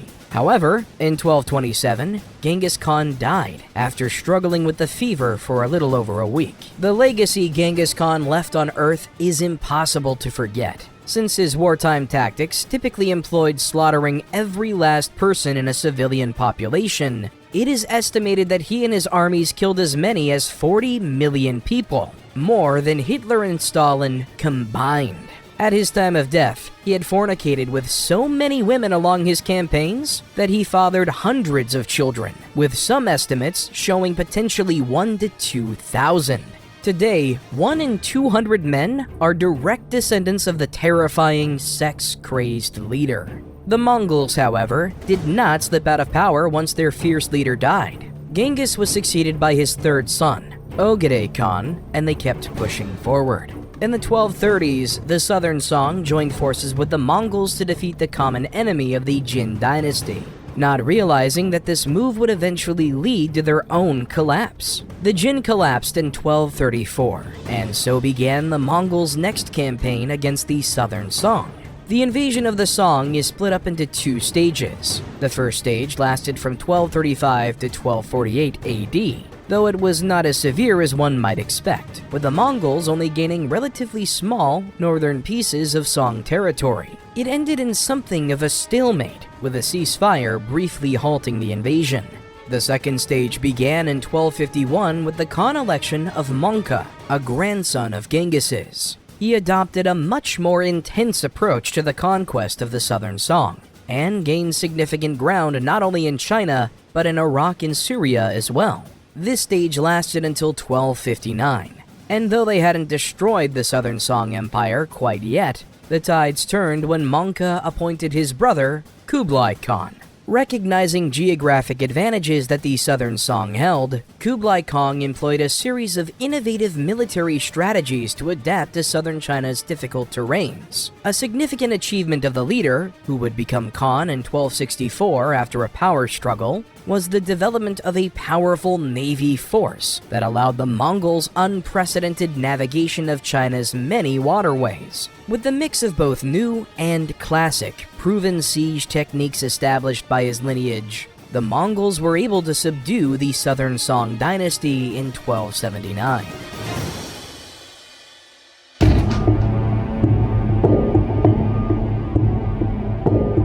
The Yuan Dynasty was the new dominant empire, making Kublai Khan the first non-native to rule over China. As the result of a civil war, the Mongol Empire was by this point divided into 4 khanates. The Yuan Dynasty in China, the Golden Hordes in the northeast, the Ilkhanate in the southeast in Persia, or modern-day Iran, and the Chagatai Khanate in Central Asia. Kublai Khan set his empire's capital as Khan Balik, which is now in Beijing, China's current capital city. Just like his insatiable predecessors, the new great leader set his sights on further expansion. Vietnam had slipped away from Chinese control with the decline of the Tang Dynasty, and the Yuan aimed to take it back. They also desired islands that belonged to modern-day Indonesia, as well as Japan in the east. They were largely unsuccessful, however, with many battles ending in disastrous defeats. They failed to take control of any of these regions. It was clear that the Mongols needed to establish a stronger governmental base, and so Kublai Khan established a caste system society with 4 tiers. Each ethnic group was ranked according to the dates in which they were defeated. The Mongols, of course, sat at the top of the list. While other Central Asian peoples were the second highest, most of the empire's population belonged to the bottom 2 tiers, with the Northern Chinese ranked 3rd and the recently defeated Southern Chinese at the very bottom. Each class was given different rights, with most of the real power residing at the top of the pyramid in the hands of the Mongols. Punishments for crime had varying levels of severity based on your ethnic class, and the ethnic Chinese were not allowed to own weapons, dogs, or eagles, just in case they may try to revolt against the empire. Despite the incredibly high levels of ethnic discrimination, the empire entered an age of prosperity. Trade increased as the Silk Road was stabilized and heavily utilized. Cities bloomed, and Buddhist leaders were employed as Khan favored the religion. Kublai Khan also restored the Grand Canal, a waterway network that spans 2,000 kilometers and links 5 incredibly important river basins of China, 2 being the storied Yangtze and Yellow Rivers. The famed Venetian merchant, Marco Polo, lived in China for 17 years during the period. and wrote all of the incredible inventions and ways of life in the Yuan dynasty's China upon his return to Europe. What particularly fascinated him was the use of paper money, the use of coal as fuel, silk production, and the intriguing sexual practices of the citizens under Mongol rule. Like all other dynasties and golden ages of days past, however, the Mongol Empire did not last forever. Low tax revenues, corruption, inept leadership, and failed military campaigns all contributed to the downfall of the Yuan dynasty following the death of Kublai Khan in 1294. However, one of the most crippling factors was the plague epidemic of the 1330s. There is plenty of mystery surrounding the exact cause of the bubonic plague that would eventually ravage Europe, killing a third of the continent in its wake. But what we do know is that it originated amongst Mongol soldiers in Crimea. China was the first country to suffer at the hands of the Black Plague after it was contracted by the soldiers, and spread rapidly over the course of a 4-year span from 1331 to 1334. 13 million died, and it spread to the rest of the modern world through the Silk Road trading route. By the time the second surge came to China in the 1350s, the death toll only continued to grow, though the exact figure is not known today. It was through all this time that a peasant rebellion called the Red Turbans began to gain traction in northern China, ignited by a series of epidemics, natural disasters, famines. Coinciding with all this hardship, the civilian-founded resistance opposed the rule of the invasive Mongols. The Red Turbans were very skilled in battle under the leadership of former Buddhist monk Zhu Yuanzhang, and were able to forcefully overthrow the Mongol Empire by 1368. Although the Yuan had not even lasted a century at the helm of China, their legacy was incredibly influential. China was far more open to the Western world, trade had been improved, and the empire was unified once again with great territorial gains to boot. Even today, Genghis Khan and Kublai Khan remain as two of the most prominent figures of Chinese history, despite their non-Chinese ethnicity.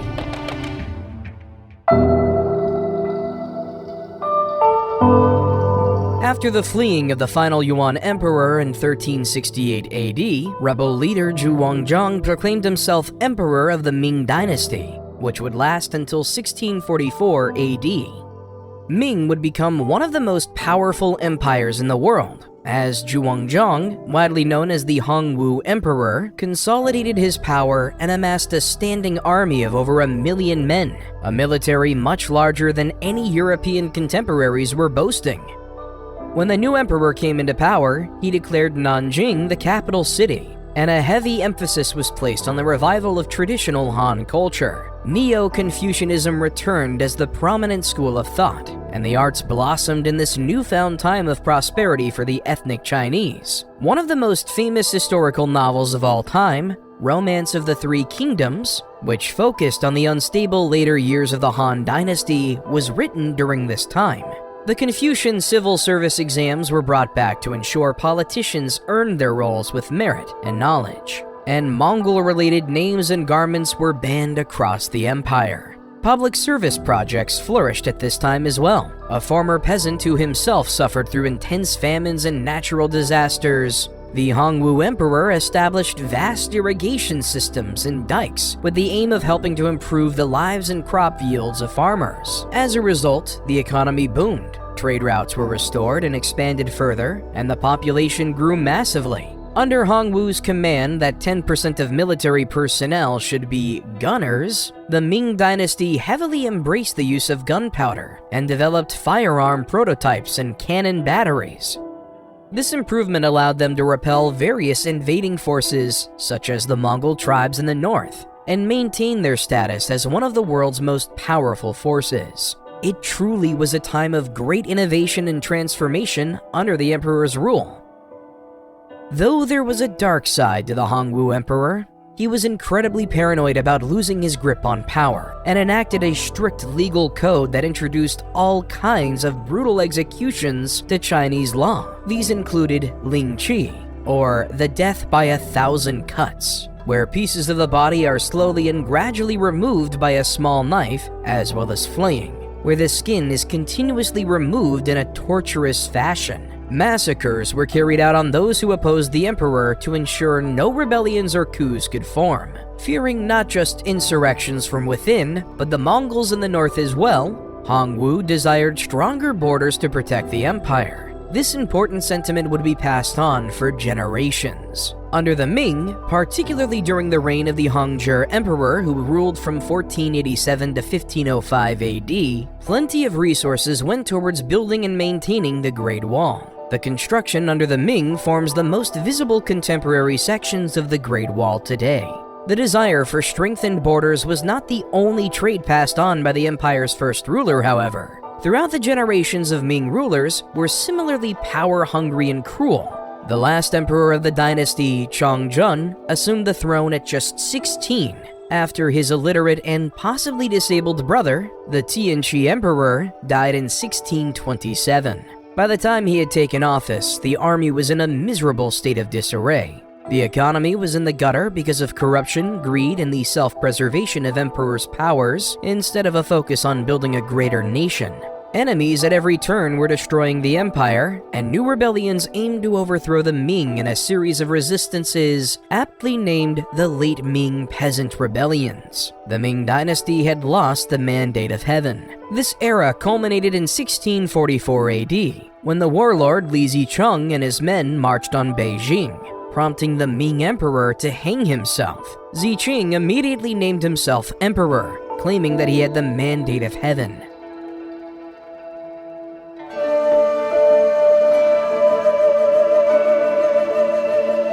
He was not the only one looking to take the crumbling Ming's power, however. The Manchus of Northeast Asia, who had been steadily growing their power throughout the Ming Dynasty and attacking the empire at every turn, immediately claimed the throne and began the Qing Dynasty. This began China's second non-native dynasty, preceded only by the Mongol Empire.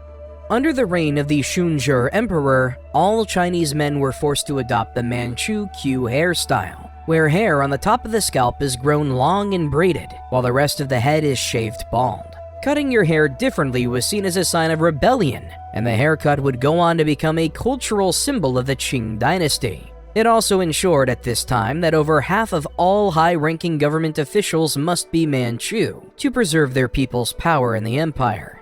After the Shunzhi Emperor's death of smallpox in 1661, the 61-year reign of the Kangxi Emperor began, which would be the longest of any leader in Chinese history.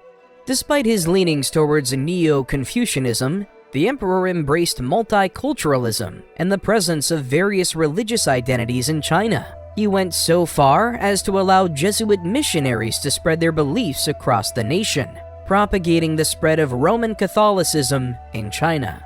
The main feats of his rule, however, were his many grand public work projects. The Grand Canal was repaired to make the transportation of food far easier, and massive dredging projects protected farmers from the flooding of the Yangtze River. Prior to his death in 1722, Kangxi constantly worked day and night to stay updated on the happenings of the empire and plan further projects. Because of this, as well as his many major successes, he is generally recognized as one of the most competent and committed rulers in Chinese history. In the 18th century, commerce and the arts continued to thrive and prosper under Kangxi's successive rulers. Yang Zheng, who ruled from 1722 to 1735, and Qianlong, who ruled from 1735 to 1796. Their success, however, would not be continued as we moved into the 1800s.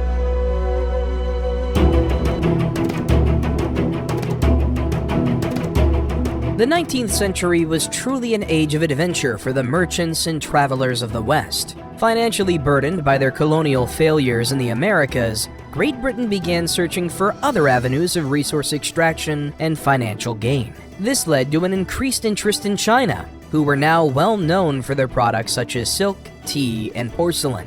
The Chinese ruling class, however, was not so keen on the trade relationship desired by the British. Very much aware of the destabilization that could occur by opening up their empire to great imperial powers for the sake of trade, the Qing Dynasty restricted trade with foreigners and regulated internal transactions as they saw fit. They feared that an increased reliance on foreign trade would weaken the central authority, as the people of China could become as economically reliant on Western rulers as they were on their own.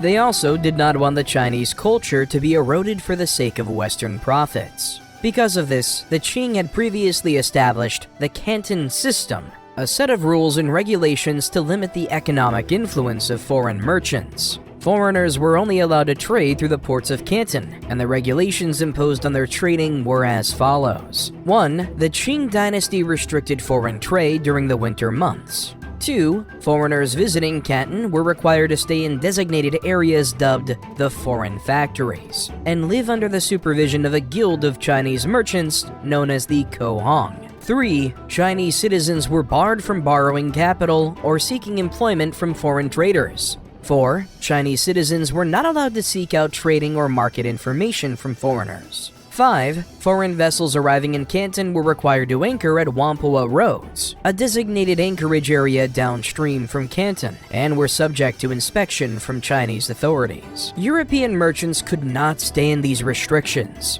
as they inhibited their ability to trade freely and make profits after they had traveled all the way to China. The rules were seen as far too strict, and the result of this was a major spike in smuggling goods and piracy among foreigners. Despite this, the European desire for Chinese goods continued to increase. Tea alone accounted for 10% of the British government's revenue, and they were not going to back down from the potential goldmine of Chinese trade so easily. They needed leverage, and they found it in the highly addictive narcotic that is opium. The East India Company, a British trading company, had previously conquered regions of India and grew poppies for opium on the land. The Chinese desired opium for a number of medical, social, and recreational reasons, making for a perfect trade-off between the East India Company and the Chinese, tea for drugs. The issue is that the Qing Dynasty recognized the health and social hazards of widespread opium use. Opium was illegal in China, as was the importation of it. A major uncontrolled importation by foreign powers was especially illegal. The traders were not concerned with this, however. They set up shop along the borders and smuggled in copious amounts of opium for trade. The number of opium addicts in the country boomed. The economy was drained of its silver, and the once impressive Chinese trade surplus was utterly destroyed. The Daoguang Emperor was met with numerous proposals to legalize and tax the drug, all of which he rejected. It was clear he needed to act swiftly to prevent any further decay of the empire. In 1839, he sent Chinese viceroy and political philosopher Lin Zexu with the task of completely halting the trade of opium. Initially, Zexu wrote a letter to Queen Victoria, stating that she had a moral responsibility to pull Britain out of the opium trade, though the letter was never even read. Zexu was forced to resort to harsher punishments. By late January, he had organized a coastal defense in the province and begun arresting thousands of opium traders and users. By March, approximately 2.4 million pounds of opium were seized and set on fire as a public display of the government's determination to completely derail the trade and usage of opium in China. British merchants were bankrupted by the ordeal, and tensions between the British and Chinese continued to escalate. Charles Elliot, a British diplomat in China, was doing a poor job of mediation, and things only got worse after 2 British sailors murdered a Chinese villager and faced no repercussions from Elliot or the British government. They refused to hand the men over to the Chinese authorities for execution, which enraged Zexu. The viceroy cut off the food supplies to the British merchants, prompting the traders to retreat to Hong Kong. On trips to retrieve supplies from the Chinese ports for the merchants, a naval battle between British and Chinese ships erupted, marking the start of the First Opium War. The fighting continued, with the Chinese suffering continuous major losses at the hands of the Brits' vastly superior naval forces. In 1840, Lin Zexu was dismissed by the emperor because of his continued failures in stopping the conflict's escalation, and was replaced by the new acting viceroy, Qi Shan. Qi Shan was tasked with negotiating a peace treaty with the British, and reached a tentative agreement with Elliot in 1841. It was titled The Convention of Chuanbi and stated that the Qing Empire would pay the British £6 million and hand over Hong Kong in order for the war to end. Both Elliot and Qishan were happy, but there was a major issue. Qishan had not asked for approval from the Qing imperial court and agreed to the terms without any input from his superiors. The emperor was furious and had Qishan arrested, while Elliot's superiors fired him from his role as they saw the deal to be insufficient. Many British soldiers and diplomats wanted the war to continue and did not want to let up so easily. After the British continued to push further and further into China, it became increasingly clear to the Chinese that they could resist no longer. Thousands of Chinese soldiers had been killed in battle over the course of the conflict, which was astoundingly high compared to the British casualty count, which was less than 100. In 1842, the Treaty of Nanking was signed, which included the following significant rulings. 1. The Chinese government would pay £20 million to Britain. 2. The island of Hong Kong would be ceded to the British. 3. The Kohong would be dissolved. 4. 5 ports would be open for trade. 5. British citizens were subject to British law in China, not Chinese. This marked the first of several treaties that would be dubbed the Unequal Treaties by the Chinese, agreements that humiliated and exploited the empire.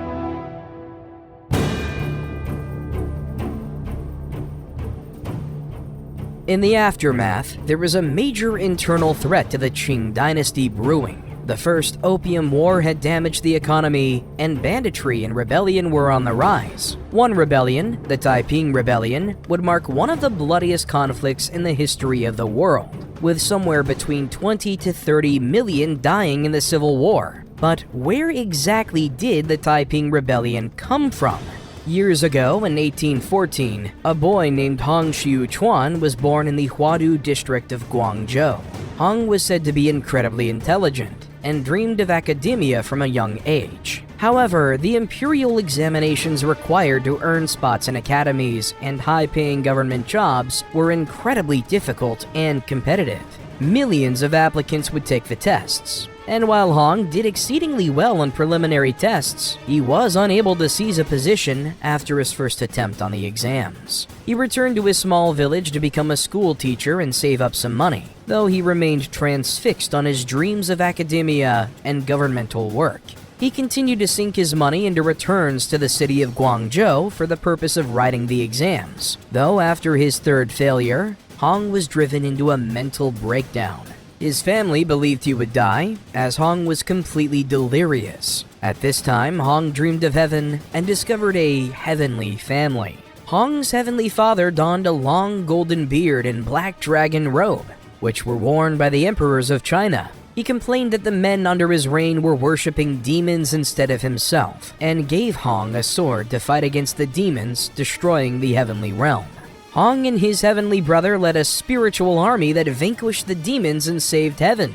Hong also reported seeing Confucius being punished by the Heavenly Father for leading the Chinese people astray. The dream stuck with Hong, who reportedly became far more careful, friendly, and open.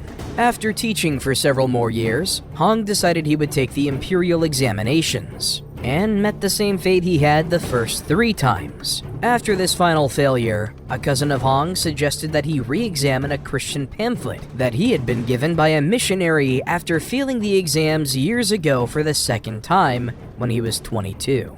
After reading the material, Hong decided that Christianity was directly connected with the fever dreams he had suffered in his state of delirium during his mental breakdown. The Heavenly Father must have been God, and the brother he fought alongside with the spiritual army must have been Jesus Christ. Hong believed that he was the literal son of God and a brother of Jesus. He destroyed all the Buddhist and Confucianist imagery in his home and began vehemently preaching Christianity. He was eventually banned from teaching in his home village after toppling various religious and philosophical monuments and idols that he did not believe aligned with his Christian faith. In 1844, Hong and a handful of relatives, schoolmates, and followers left the country to preach their religious doctrine across China. After the group steadily grew, Hong became the leader of a religious movement called the God-Worshipping Society. which attracted thousands of converts. Many peasant followers adored the anti-government rhetoric preached by the society, as Hong believed that the demon-infested Qing dynasty needed to be destroyed. Hong had created his own adaptation of the Bible, called the Authorized Taiping version of the Bible, and explained that the religion had existed long ago, but was wiped out by the evil Confucius and the imperial system. By 1850, Hong had tens of thousands of followers, with modern size estimates ranging all the way to 30,000 members. The Qing dynasty feared the steadily growing cult and decided to take action against it. In the province of Guangxi, many peasants who had suffered through famine and economic struggles were drawn to Hong's movement, but were ordered not to join by imperial troops. Any new converts were to be executed. By January 1851, the god-worshipping society quickly militarized and battled against 7,000 Qing soldiers. It is said that the command of the cult was shockingly organized compared to prior rebellions, and after the bloodshed of over 1,000 men, Hong soldiers emerged victorious. Hong then declared the founding of the Heavenly Kingdom of Transcendent Peace, his movement that would hopefully topple the Qing dynasty. The movement marched from city to city to recruit members, and it grew at an unprecedented rate. Both men and women in many major settlements were prepared to die for the cause. In March of the year 1853, one of Hong's forces, which consisted of over 500,000 soldiers, launched a siege on the city of Nanjing, which was defended by somewhere between 40,000 to 80,000 Qing soldiers. After 13 days of a ruthless battle, including major bombings, spy missions, and major violent charges, Hong soldiers, or the Taiping Rebellion, took the city and declared it as their capital city. The movement's ruling was divided between kings, who all claimed they could communicate with God himself. The most notable of these was Yang Xiuqing, who served as King of the East. He served as Hong's right-hand man and implemented reforms such as the outlawing of opium and the social equalization of both men and women. The two genders were separated, that is, outside of Hong's harem. European travelers observing the new Christian kingdom in South China, much of which was now under Taiping control, were astounded by how rigid the rules of the land were. Sex, drinking, gambling, tobacco, prostitution, and dancing were all outlawed, and disobeying these rules resulted in the death penalty. Despite the distrust between the Qing dynasty and Western powers as a result of the Opium Wars, the Taiping Rebellion was not supported by Europe. Hong had reached out to the Western powers for assistance since they now shared a religion. The United States viewed Hong and the rebellion quite favorably and prepared to recognize their independence from the Qing, though nothing solidified. Britain, France, and the Americans eventually supported the Qing for a handful of reasons and came to see the Taiping Rebellion as a diametrically oppositional force rather than brothers in Christ. The British wanted their payments that were outlawed in the treaty signed during the Opium Wars, which the Taiping Peasant Rebellion obviously would not be paying. Furthermore, Hong's claims of being directly related to God and Jesus were seen as disrespectful by many Europeans, and they distrusted the leader's agenda given how much violence and death occurred with each move of the Taiping. A particularly disturbing example of this violence occurred in 1856, in an event called the Tianjin Incident. Yang Xiuqing overstepped his political bounds when he began claiming that he was the true vessel for God's word. He had been gaining traction as a leader in his own right, and wanted to seize power over the kingdom, and had amassed thousands of followers himself. He continuously pretended to be possessed by the Heavenly Father, and accused Hong of being an impostor. Considering such rhetoric to be treasonous, Hong did not take kindly to Yang's actions, and dispatched the King of the West as well as a handful of generals to exterminate the King of the East, as well as all of his followers and relatives. They stormed Yang's palace and killed him, then slaughtered all of his family members before moving on to his followers. Many were tricked into entering the palace and were systematically executed.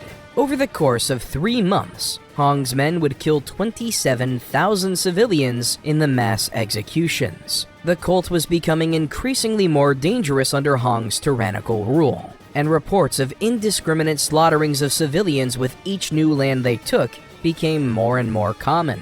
However, the Qing dynasty's attention needed to be divided between the Taiping Rebellion and the Western European powers. A second Opium War was on the way.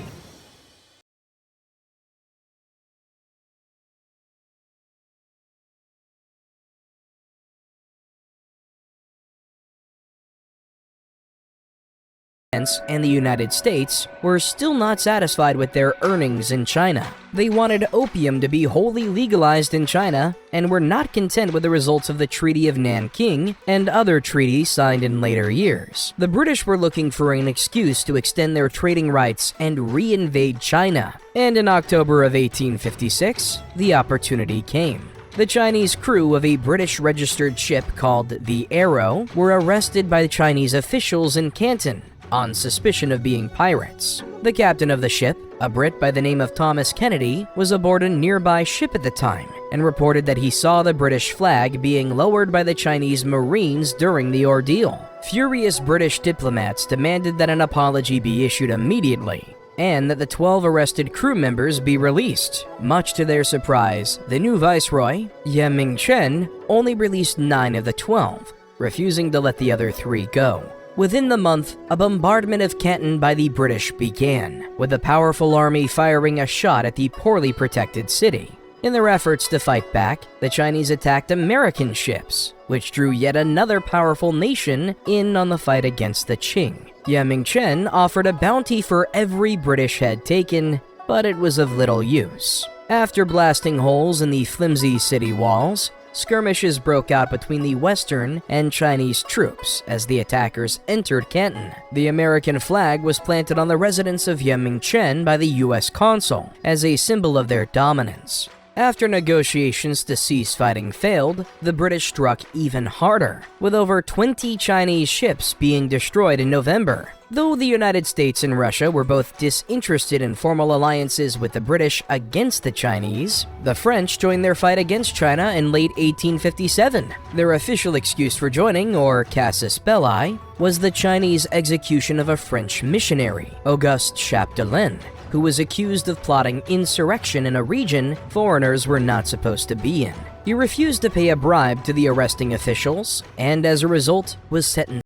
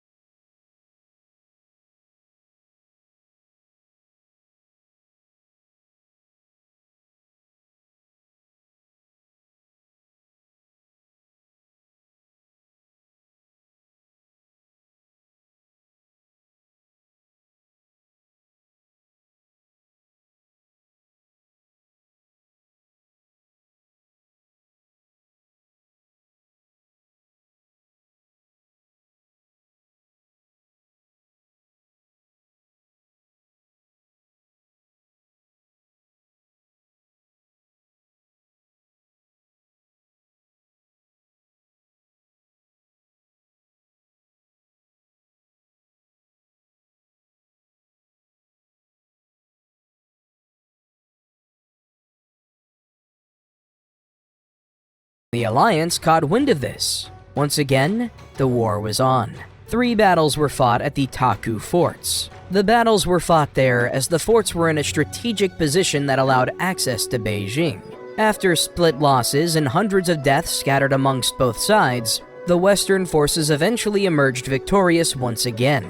They pushed into Beijing, with the British troops burning down the Xianfeng Emperor's summer palace when they arrived at the city. The old palace is said to have burnt for 3 days and 3 nights. The Qing army was rendered useless by this point, so the emperor fled the capital, leaving his brother, Prince Gong, behind to negotiate peace with Britain and France. A new treaty was reached in 1860, which, amongst other concessions such as major payments to the Western powers and freedom of religion for Christians, contained the final blow for the Chinese Empire: the legalization of opium. The massive defeats in the 2 successive Opium Wars marked the beginning of the end for the Qing Dynasty. The era is known today as the Century of Humiliation. The days of being cut off from the Western world were long gone, and a stretch of great instability was about to begin.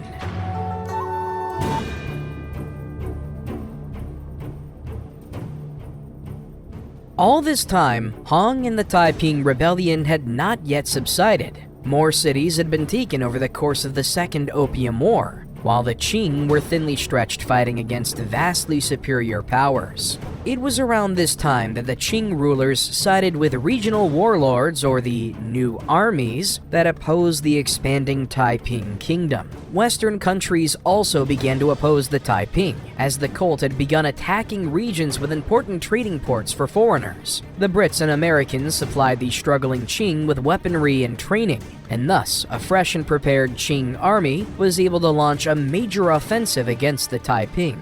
The Qing adopted the vicious and savage military techniques of the Taiping Rebellion, burning entire towns to the ground and executing civilians en masse. Famine and plagues began as each side destroyed an unfathomable amount of crops and settlements. Hundreds of cities were entirely destroyed, their citizens murdered. Some Taiping citizens in besieged cities resorted to cannibalism and selling human flesh because the famines were so bad. The Taiping were pushed further and further back, losing much of their land in southern China until only the capital of Nanjing remained. The Qing had the Taiping kingdom completely surrounded, and many began to starve within the city limits as the Qing forces ruined the supply lines. It was simply a matter of time before they were completely defeated. So Hong's officials urged him to evacuate the city to regroup and establish a new plan to fight against the renewed Qing forces. However, Hong truly believed that the Taiping had God on their side, and that they could not be defeated so long as they were his chosen people. After the city continued to deteriorate, multiple push-pull battles with his increasingly desperate advisors finally convinced Hong to leave the palace. Hong addressed his followers and stated that they would survive off of manna that God would send from heaven. Manna was an edible substance in the Bible that God provided for the Israelites during their travels in the desert, and Hong believed the divinity would offer the same substance in abundance for him and his followers. They began ingesting weeds, believing them to be manna, resulting in Hong's death of food poisoning in June of 1864. The Qing army finally marched into the city of Nanjing and killed all the remaining Taiping leaders. Though they were not finished there, many of Hong's followers were executed in house-by-house massacres at the hands of the Qing, while thousands of others resorted to burning themselves in mass suicides. On July 30th of the same year, the Qing forces located Hong Xiuquan's body and removed it from its burial place, wanting to punish the crazed leader for eternity and ensure that his body would never have a final resting place. They cut off his head and cremated the remains. Hong's ashes were then blasted out of a cannon so that they would be dispersed without any organization. After tens of millions of deaths, most of which were due to plague and famine, the war had been definitively won by the Qing Dynasty, and they believed once again that they could hold on to their power in China. This belief, however, was misguided.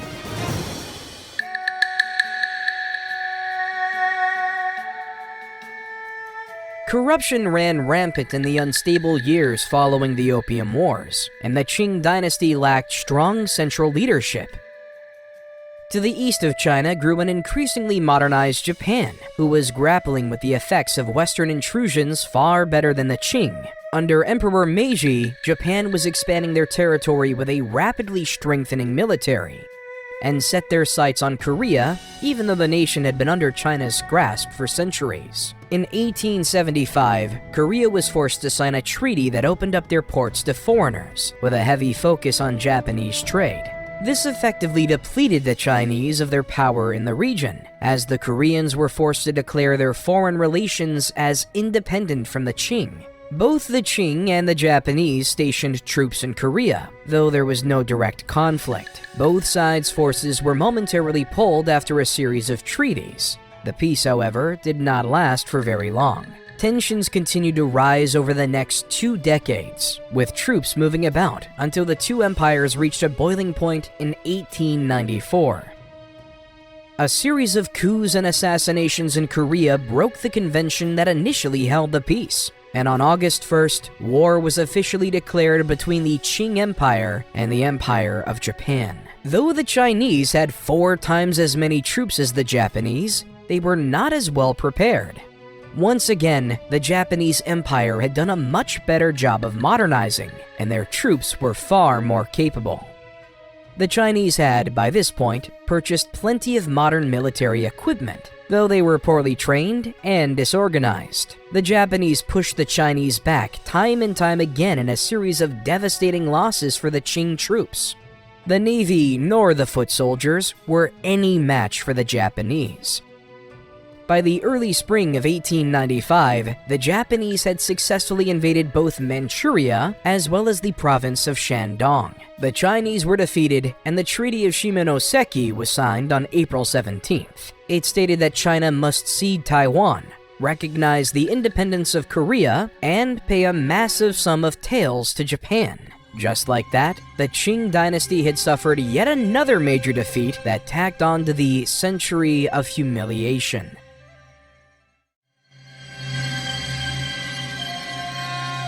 In the aftermath of the Opium Wars, the Taiping Rebellion, the First Sino-Japanese War, and lastly the Boxer Rebellion of 1900, a violent anti-foreigner movement run by a secret society, the Qing Dynasty was in a complete state of disarray. Other rebellions broke out across the empire, as many people had lost faith in the Qing Dynasty's ability to maintain China's power in a rapidly industrializing modern world. In 1910, there were 285 rebellions in the calendar year alone.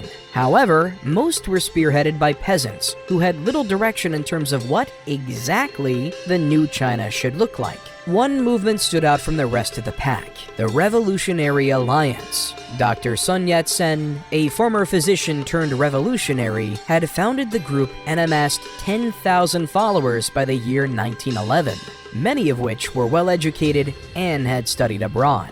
They aimed to radicalize Qing soldiers to fight against the dynasty, and successfully continued to grow in the shadows. The Revolutionary Alliance spread their rhetoric through fake book clubs and other such harmless things, and would simply dissolve the groups if the authorities investigated. Many soldiers across China were radicalized and ready to turn against the Qing. On October 11, 1911, the first attack was launched. Turned members of the new army stationed in Wuchang attacked a viceroy's place of residence and took command of the city after he fled. 500 Manchu soldiers were killed in the process, and another 300 were captured. The ammunition depots and mint were now under control of the mutiny, and so a military government was formed. However, the rebels did not yet have central leadership, as Dr. Sun Yat-sen was not even in China at the time. He was making the rounds in the West, lobbying for American, British, and French support and funds, and requesting that they stop assisting the Qing Dynasty financially. After securing the leadership of a high-ranking officer named Li Yuanhong, the mutineers' conquest continued. 2 more cities were taken, and the threat that they would take the whole Hubei province was becoming very real. The Qing needed to respond fast, and urged a retired viceroy by the name of Yuan Shikai to take control of the situation and stop the rebellion. While he pondered whether or not he should accept, the rebellion grew and grew. Qing political figures and their families were massacred, their army supply lines were blocked, and the rebellion gained more and more land. After Li Yuanhong finally accepted, He was appointed as Prime Minister on the 1st of November 1911 and began negotiations with the revolutionaries. Shortly after, Sun Yat-sen, the founder of the Revolutionary Alliance, returned from his diplomatic travels and was elected the president of the Provisional Republican Government. The center of Yat-sen's newly declared Republic of China was based in the city of Nanjing, which they had recently captured. The Qing dynasty were all but defeated. Their plan was a classic example of too little, too late. And as a result, the royal family and emperor abdicated the throne in early 1912. This major change was not like the power struggles between rivaling families and warlords of days gone by. With the Qing's dynasties usurping by the Republic of China, the dynastic cycle of China ended. Thousands of years of dynasties had come to a close as China moved in a new direction in the modern age.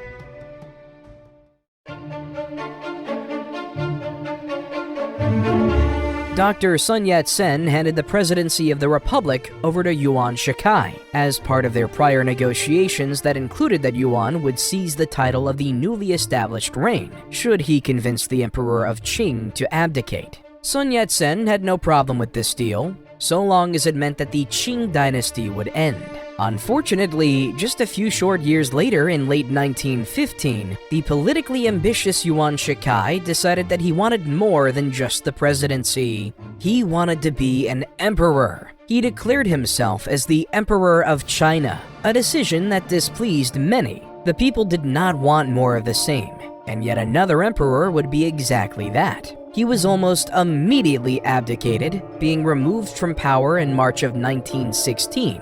Though before that could happen, he died just 3 months later in June and left behind an unstable republic without a consolidated central government, all because of his selfish desire to restore the monarchy and rule as an emperor. What ensued was a period known as the Warlord Era, which lasted from 1916 all the way until 1928. Because so many political forces and regional warlords refused to follow Yuan Shikai, China was severely fragmented. One look at a map of all the divided militaries demonstrates the governmental disaster that had been brought on by the Republic's first president. The future held great uncertainty, though some men still held on to hope.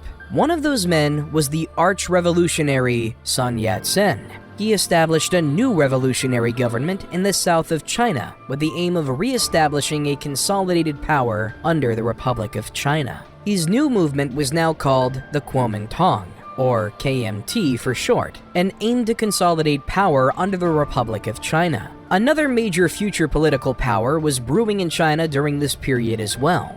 The May 4th movement, a patriotic, intellectual, and political revolutionary movement that lasted from 1917 to 1921, had led to an increase in Marxist ideologies and the creation of the Chinese Communist Party, or simply the CCP. Though these two parties formed an alliance in 1922, with both sides aiming to end the regionalism plaguing the nation, they would go on to fight against each other just a small handful of years in the bloody Chinese Civil War. After Sun Yat-sen's untimely death of cancer in 1925, a power vacuum was created within this new movement. An every-man-for-himself contest ensued to seize control occurred, and resulted in general and rising political power to Chiang Kai-shek taking the reins. The general aimed to unify the fragmented fractions of the warlord era and consolidate power, and wanted to tame the rising Communist Party as well, believing them to be a threat to the government's future because of their associations with peasant rebellions. After the KMT was successful in beating back the warlords and reclaiming major cities across China, the CCP no longer served an immediate purpose to them. Instead, they stood in the way of Chiang Kai-shek's KMT and consolidated unified China. After uncovering a plot to overthrow him, Kai-shek began violently suppressing communist organizers. A famous example of this was the Shanghai Massacre, in which thousands of communists, leftists, and Shanghai Labor Union militia members were purged in the name of securing China's future. When the struggling CCP was trying to plot a course of action in the aftermath of the massacre, leaders Li Lisan and Mao Zedong held differing opinions on the future of communism in China. Li advocated for staying put in metropolitan areas and refused the idea of retreat, while Mao felt that a focus on the rural peasantry was the true soul of communism, and that they should regroup to establish themselves as a formidable force against the KMT. Mao's plan prevailed, and in the coming years, he was able to piece together his revolution in the remote regions of China, where the far more powerful KMT did not have full control. This conflict, however, was not simply a Chinese problem. The USSR supported Li and Mao in this endeavor, as they too were attempting to build a global empire of communist nations. It was at this time in the 1930s as well that the imperialist-driven Japanese began moving into mainland China to expand their influence. The invasion of Manchuria in the northeast of China marked a new age of Japanese imperialism in China, and would steadily swell until exploding into a full-fledged official war a few years later. That war had not yet begun, however, and the result of the invasion of Manchuria was that the nationalist KMT needed to divide their attention between the civil war with the CCP, as well as the now threatening Japan, and temporarily cease their military campaign against the communists. They launched their fourth encirclement campaign to annihilate the remaining CCP members in 1932, though the Red Army was able to tactically retreat and avoid extermination after the first few battles. Japan continued to push inward in the northeast, which stretched the KMT's manpower and resources thin, allowing the guerrilla communists to gain ground against their vulnerable opponents. Mao was not ashamed of his numerous tactical retreats, but incredibly proud of his Red Army and their guerrilla tactics, stating that the guerrilla versus standing army dynamic was a necessary one between the oppressed and the oppressor. He recognized that they were an inferior force in terms of sheer strength, and would need to adopt a hit-and-run mentality to fight against the KMT. He put a heavy emphasis on maintaining the good favor of the civilian population as well, as such is necessary to grow in a revolution against powerful government forces such as the nationalists. In 1934, after signing a treaty with the Japanese that allowed for full focus on the communists, though relations with Germany were not ideal for China, given the European country's racial arrogance, they accepted the help of a Nazi general named Hans von Zecht. Hans enacted massive encirclements and a scorched earth policy against the communists, a strategy that includes destroying everything that allows the enemy to wage war, such as crops and other resources. He believed that this would draw the weakened CCP out into the open, where they could be swiftly defeated without the ability to ambush or surprise the KMT. It worked, with the communists suffering major defeats at the hands of the strengthened nationalists, who had put together their largest army yet for this operation. This spurred a major tactical retreat known as the Long March, which would cover 10,000 kilometers over the course of 13 months, with the CCP's goal being to re-establish their base in northwestern China instead of the southeast. 90,000 soldiers and 20,000 civilians began the trek in September of 1934, and were subjected to 15 major battles, constant skirmishes, starvation, disease, and harsh weather along the way.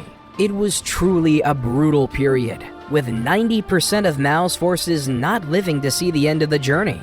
This non-stop suffering did not faze the communist leader, however. In October 1935, Mao and the remaining 10% of his company arrived in the northeast province of Shanxi and united with local communist forces working out of there. More of the peasantry and neighboring areas were recruited, as the CCP treated them exceedingly well, and plans began to continue the war against the KMT. However, in 1937, hostilities ceased between the two parties. Japan was increasingly dangerous to the future of China's existence, forcing the KMT and the CCP to form a second united front against them. Chiang Kai-shek did not want to accept this peace, though his hand was forced after he was seized by his own generals, who believed the Japanese threat to be larger than the communist one. The Second Sino-Japanese War began in July 1937 and would last until the end of World War II in September 1945.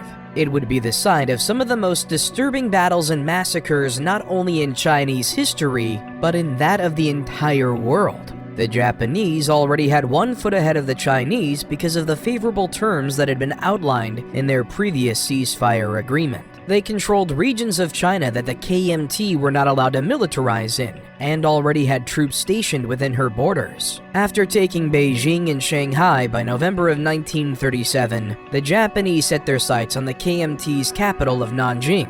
This resulted in the slaughter of over 200,000 Chinese and a massacre widely known as the Rape of Nanjing. In December of the same year, Japanese troops had begun making their way to the capital city. By this time, Chiang Kai-shek had already pulled all official army members out of Nanjing, as he did not want to suffer a major loss of troops. This left the city utterly hopeless in the face of the Imperial Japanese military, defended only by mostly untrained auxiliary troops that served as support personnel to the KMT army. During the Japanese soldiers' march to the city, the Nanjing safety zone had been prepared in the heart of the city. Many Westerners, including missionaries and businessmen, were residing in the city at the time, and set up a series of demilitarized refugee camps for the citizens that had not fled the city. This move would end up saving the lives of 250,000 people. On December 13th, the Japanese arrived and faced little military resistance. They began executing Chinese prisoners of war and started forming mass graves. Homes were ransacked, buildings were burnt and destroyed, and the soldiers began separating families of the terrified citizens. Some of the Japanese men engaged in kill contests, where they would race to see who could be the first to execute 100 victims using only a sword. Prisoners were used as target practice. Young children were promptly executed while their mothers viciously raped and then killed by Japanese troops. Unarmed boys were beheaded in indiscriminate slaughter whenever spotted by the Japanese troops. Young girls were dragged into the street to be abused. The Nanjing Massacre is among the worst atrocities in human history, and is an eternal stain on the history of East Asia. It is estimated that 200,000 civilians were massacred, with 20,000 to 80,000. After the Japanese decimation of Nanjing, the de facto Chinese capital became Wuhan, which acted as the site for the aptly named Battle of Wuhan, which lasted for 4 months in 1938. Hundreds of thousands died as both sides suffered unimaginably high casualties. Though it resulted in another Japanese victory, the heavy losses weakened the Imperial Army, who were also now struggling with military financing. When they pushed into Communist Army territory in the following period, a Japanese retreat was forced by guerrilla fighters. The tides of war were shifting, with the allied Chinese slowing down the Imperial Japanese Army's advances until something of a stalemate was reached, and major large pitched battles became less common. The guerrilla tactics had proved highly effective and allowed for the preservation of the Chinese military in the face of their invaders. They held out until the end of World War II and lived to see Japan's major defeat at the hands of the Allied United States, with the nuclear bombings of Hiroshima and Nagasaki. In September of 1945, the Japanese formally surrendered in China. With the end of the war, China was recognized as one of the Big Four allies alongside the United Kingdom, the Soviet Union, and the United States, and regained all the territory that the Japanese had taken. The final days of World War II did not see the fighting stop in China, however.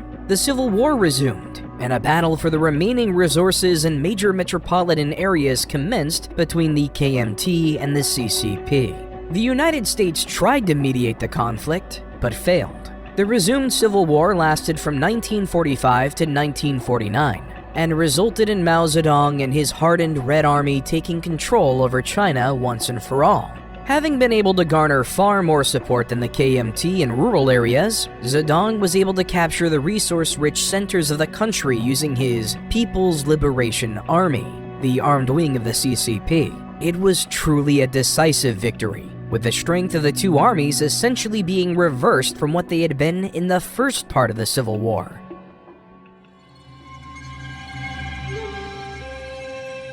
The People's Republic of China was established by the CCP on October 1st, 1949. A 55-year-old Mao Zedong, now leading the country, was initially seen very favorably by the people of China, as he had once again reunited China and seemed to be a man of the people. Mao was able to reduce class inequality in his first years in office by implementing major reforms that redistributed land amongst the peasantry. Over 1 million landlords were executed during this time, known as the Land Reform Movement, as Mao desired to destroy the remaining fragments of feudal and capitalist societies in China. He also desired the modernization and industrialization of China, and attempted to do so in the 1958 social and economic campaign called the Great Leap Forward, which would result in the execution and famine-related deaths of somewhere between 30 and 45 million Chinese citizens. The reforms focused on collectivization, and communal farming was introduced as nobody was allowed to own private property. The monopolization of agriculture allowed for the government to cheaply acquire grain. During this time, backyard furnaces were implemented within each commune to encourage steel production, though nobody was trained particularly well on how exactly to work with them.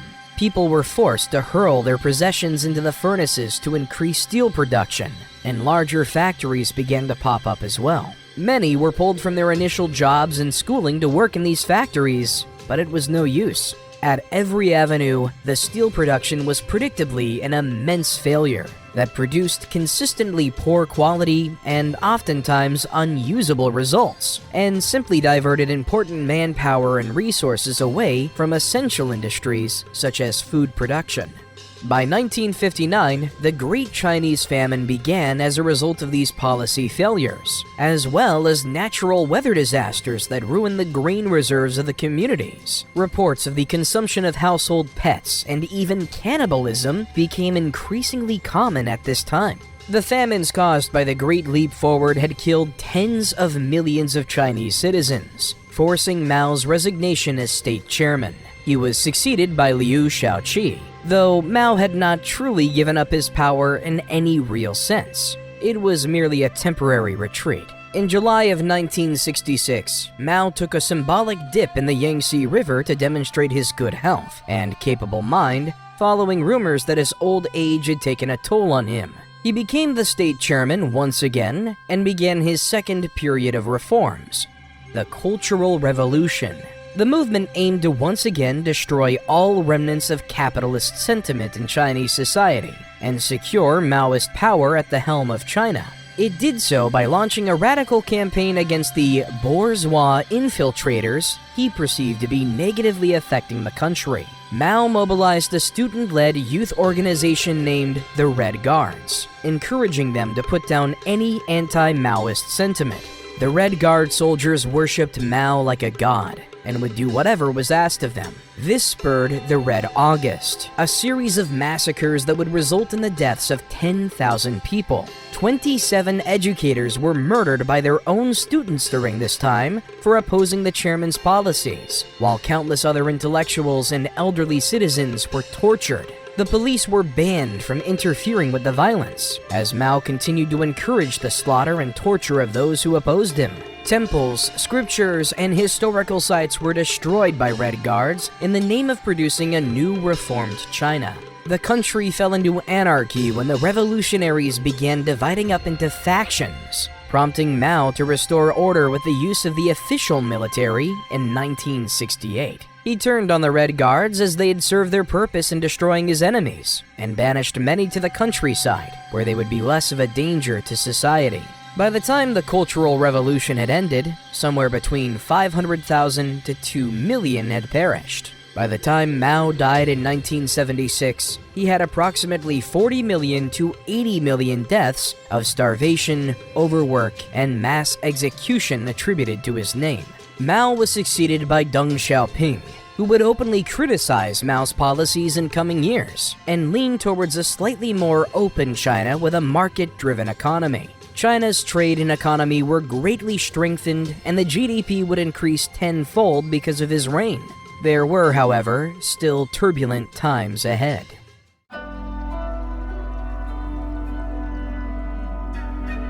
In the spring of 1989, there was a major call for political and economic reform of China's communist leadership among university students. There was an increasing sentiment that communism was on the decline, and a tipping point was reached when Hu Yaobang, former chairman and general secretary of the Chinese Communist Party, died on April 15, 1989, at the age of 73. Hu was well liked by the population and was seen as a beacon of hope in a political landscape of corruption and nepotism. An enemy of many party elders, Hu was an advocate for more liberal economic policies and less restrictions on free speech. Hu's death turned him into something of an emblem for liberalization amongst the students. His funeral proceedings commenced on April 22nd, and public gatherings were arranged to honor him in numerous Chinese cities. These gatherings began to serve as demonstrations to protest the country's lack of democracy. The largest of these demonstrations was in Tiananmen Square in the heart of Beijing, and it only continued to grow after clashes with police spurred more and more angered students to join in protest. The students desired dialogue with the government and drafted 7 demands for the ruling class.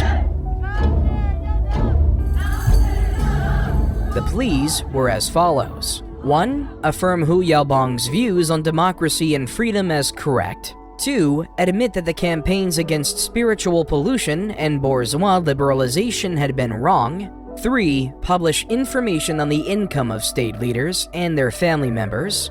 4. Allow privately run newspapers and stop press censorship. 5. Increase funding for education and raise intellectuals' pay. 6. End restrictions on demonstrations in Beijing. 7. Provide objective coverage of students in official media.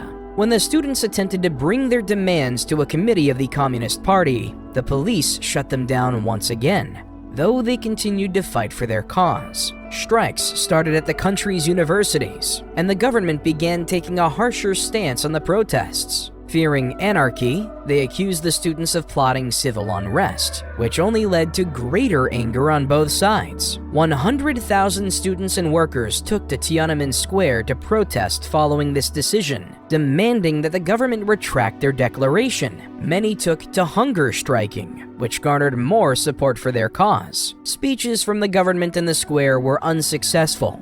The students would not let up. The students have certain requirements which must be met, otherwise they won't leave the square.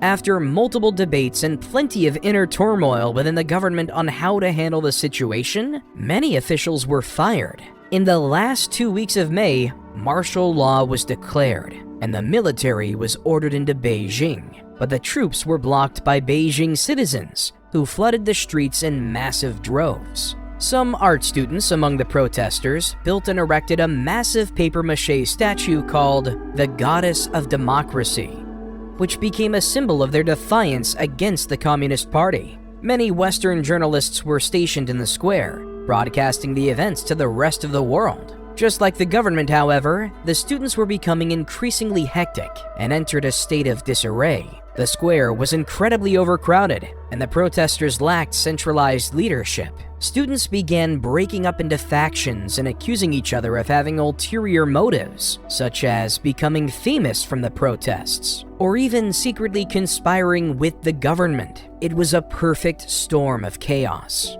It was at this time that all hell broke loose. By the dawn of June, the government reached a breaking point, and on the 3rd of the month, the People's Liberation Army was ordered into Beijing. The government issued an emergency broadcast demanding citizens to stay out of Tiananmen Square, but the protesters did not listen. Some students created their own broadcasts and called for the city's inhabitants to arm themselves and head to the square to fight against the government. When the troops arrived in Beijing, protesters began lighting buses on fire to try to block the army's path, prompting the troops to open fire with their assault rifles. Many were killed, while others were ruthlessly beaten by gangs of troops in the streets. Some soldiers were caught by rock and Molotov cocktail-wielding protesters and beaten to death after being dragged outside of their vehicles. The tanks marched forward, crushing those who stood in their way. Because of the government's crackdown on any remembrance or recognition of the Tiananmen Square massacre, it is still unknown just how many were killed in the chaotic clashes. Journalists were prevented from reporting on the events, so little footage remains.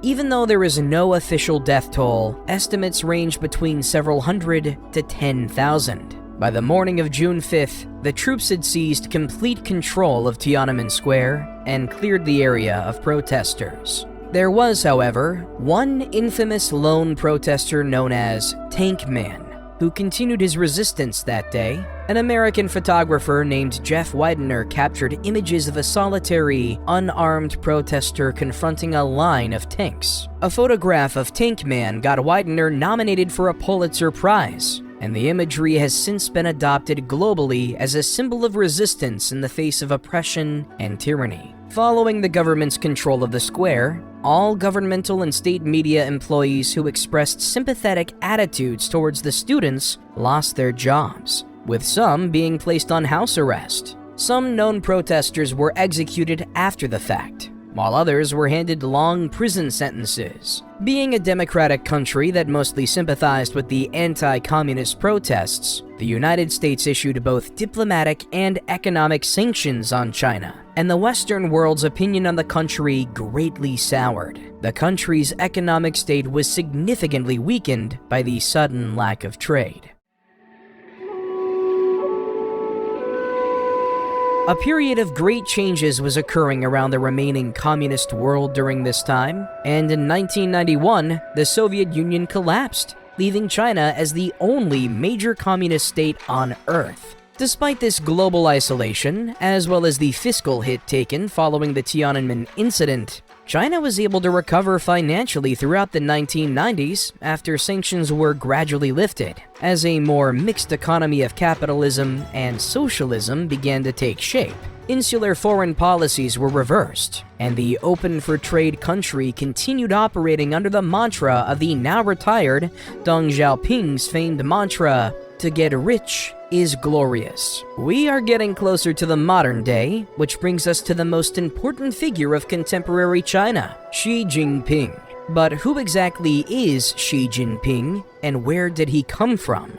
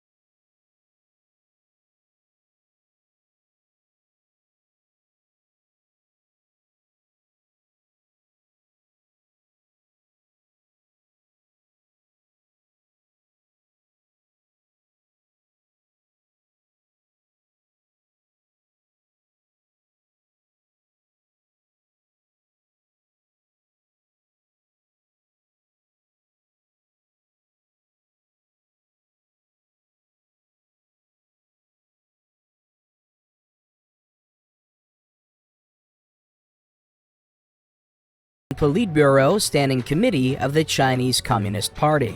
The committee consists of the government's top leadership, and when Xi was ranked above Li Keqiang, a fellow rising political star, and contender for the succession of President Hu Jintao, it became quite clear that he would be the nation's next leader. He was elected vice president in the spring of 2008 and saw a number of major projects, such as the Summer Olympics in Beijing, which took place later that same year. He also became the leading figure in the issue of affairs with Hong Kong. In later years, he would become locked into a rivalry with Bo Xilai, who was also seen as a top contender. But a major political scandal paved the way for Xi's leadership. The Wang Lijun incident began when Neil Heywood, a British businessman, was found dead in his Chongqing hotel room in 2011. Heywood had business dealings with Bo and his spouse, Gu Xilai, for over a decade. The death was initially ruled as an alcohol poisoning caused by excessive consumption. However, just a few short months later, the municipal police chief, Wang Lijun, sought asylum at the United States Chinese consulate and claimed that Gu had poisoned Heywood, which was what truly killed the Brit rather than alcohol consumption. After a thorough murder,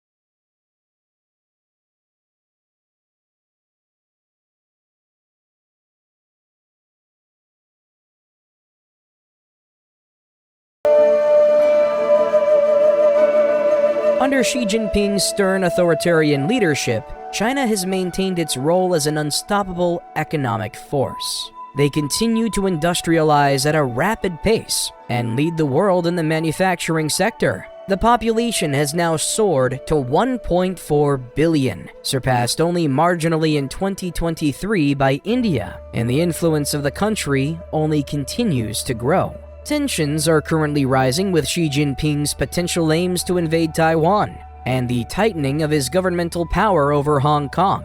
Many African countries that China is heavily invested in are feeling an increase in Chinese intervention as well, in a process that many are labeling as neo-colonialist. Many Westerners fear the diplomatic and global implications of this aim for expansion, as the looming threat of the Chinese military becomes more threatening by the day. They have flourished into the world's second most powerful army behind just the United States, and possess the largest navy on Earth. Mandarin Chinese, spoken by nearly 1 billion people worldwide, is often called the language of the future, as China continues to solidify its place as a key player in the new era of globalization. However, nobody truly knows what the next great nation of tomorrow will be, or what the future will hold. There is only one certainty about the fascinating region: the stories that make up the rich history of Earth's longest continuous civilization, China, will be told for generations to come.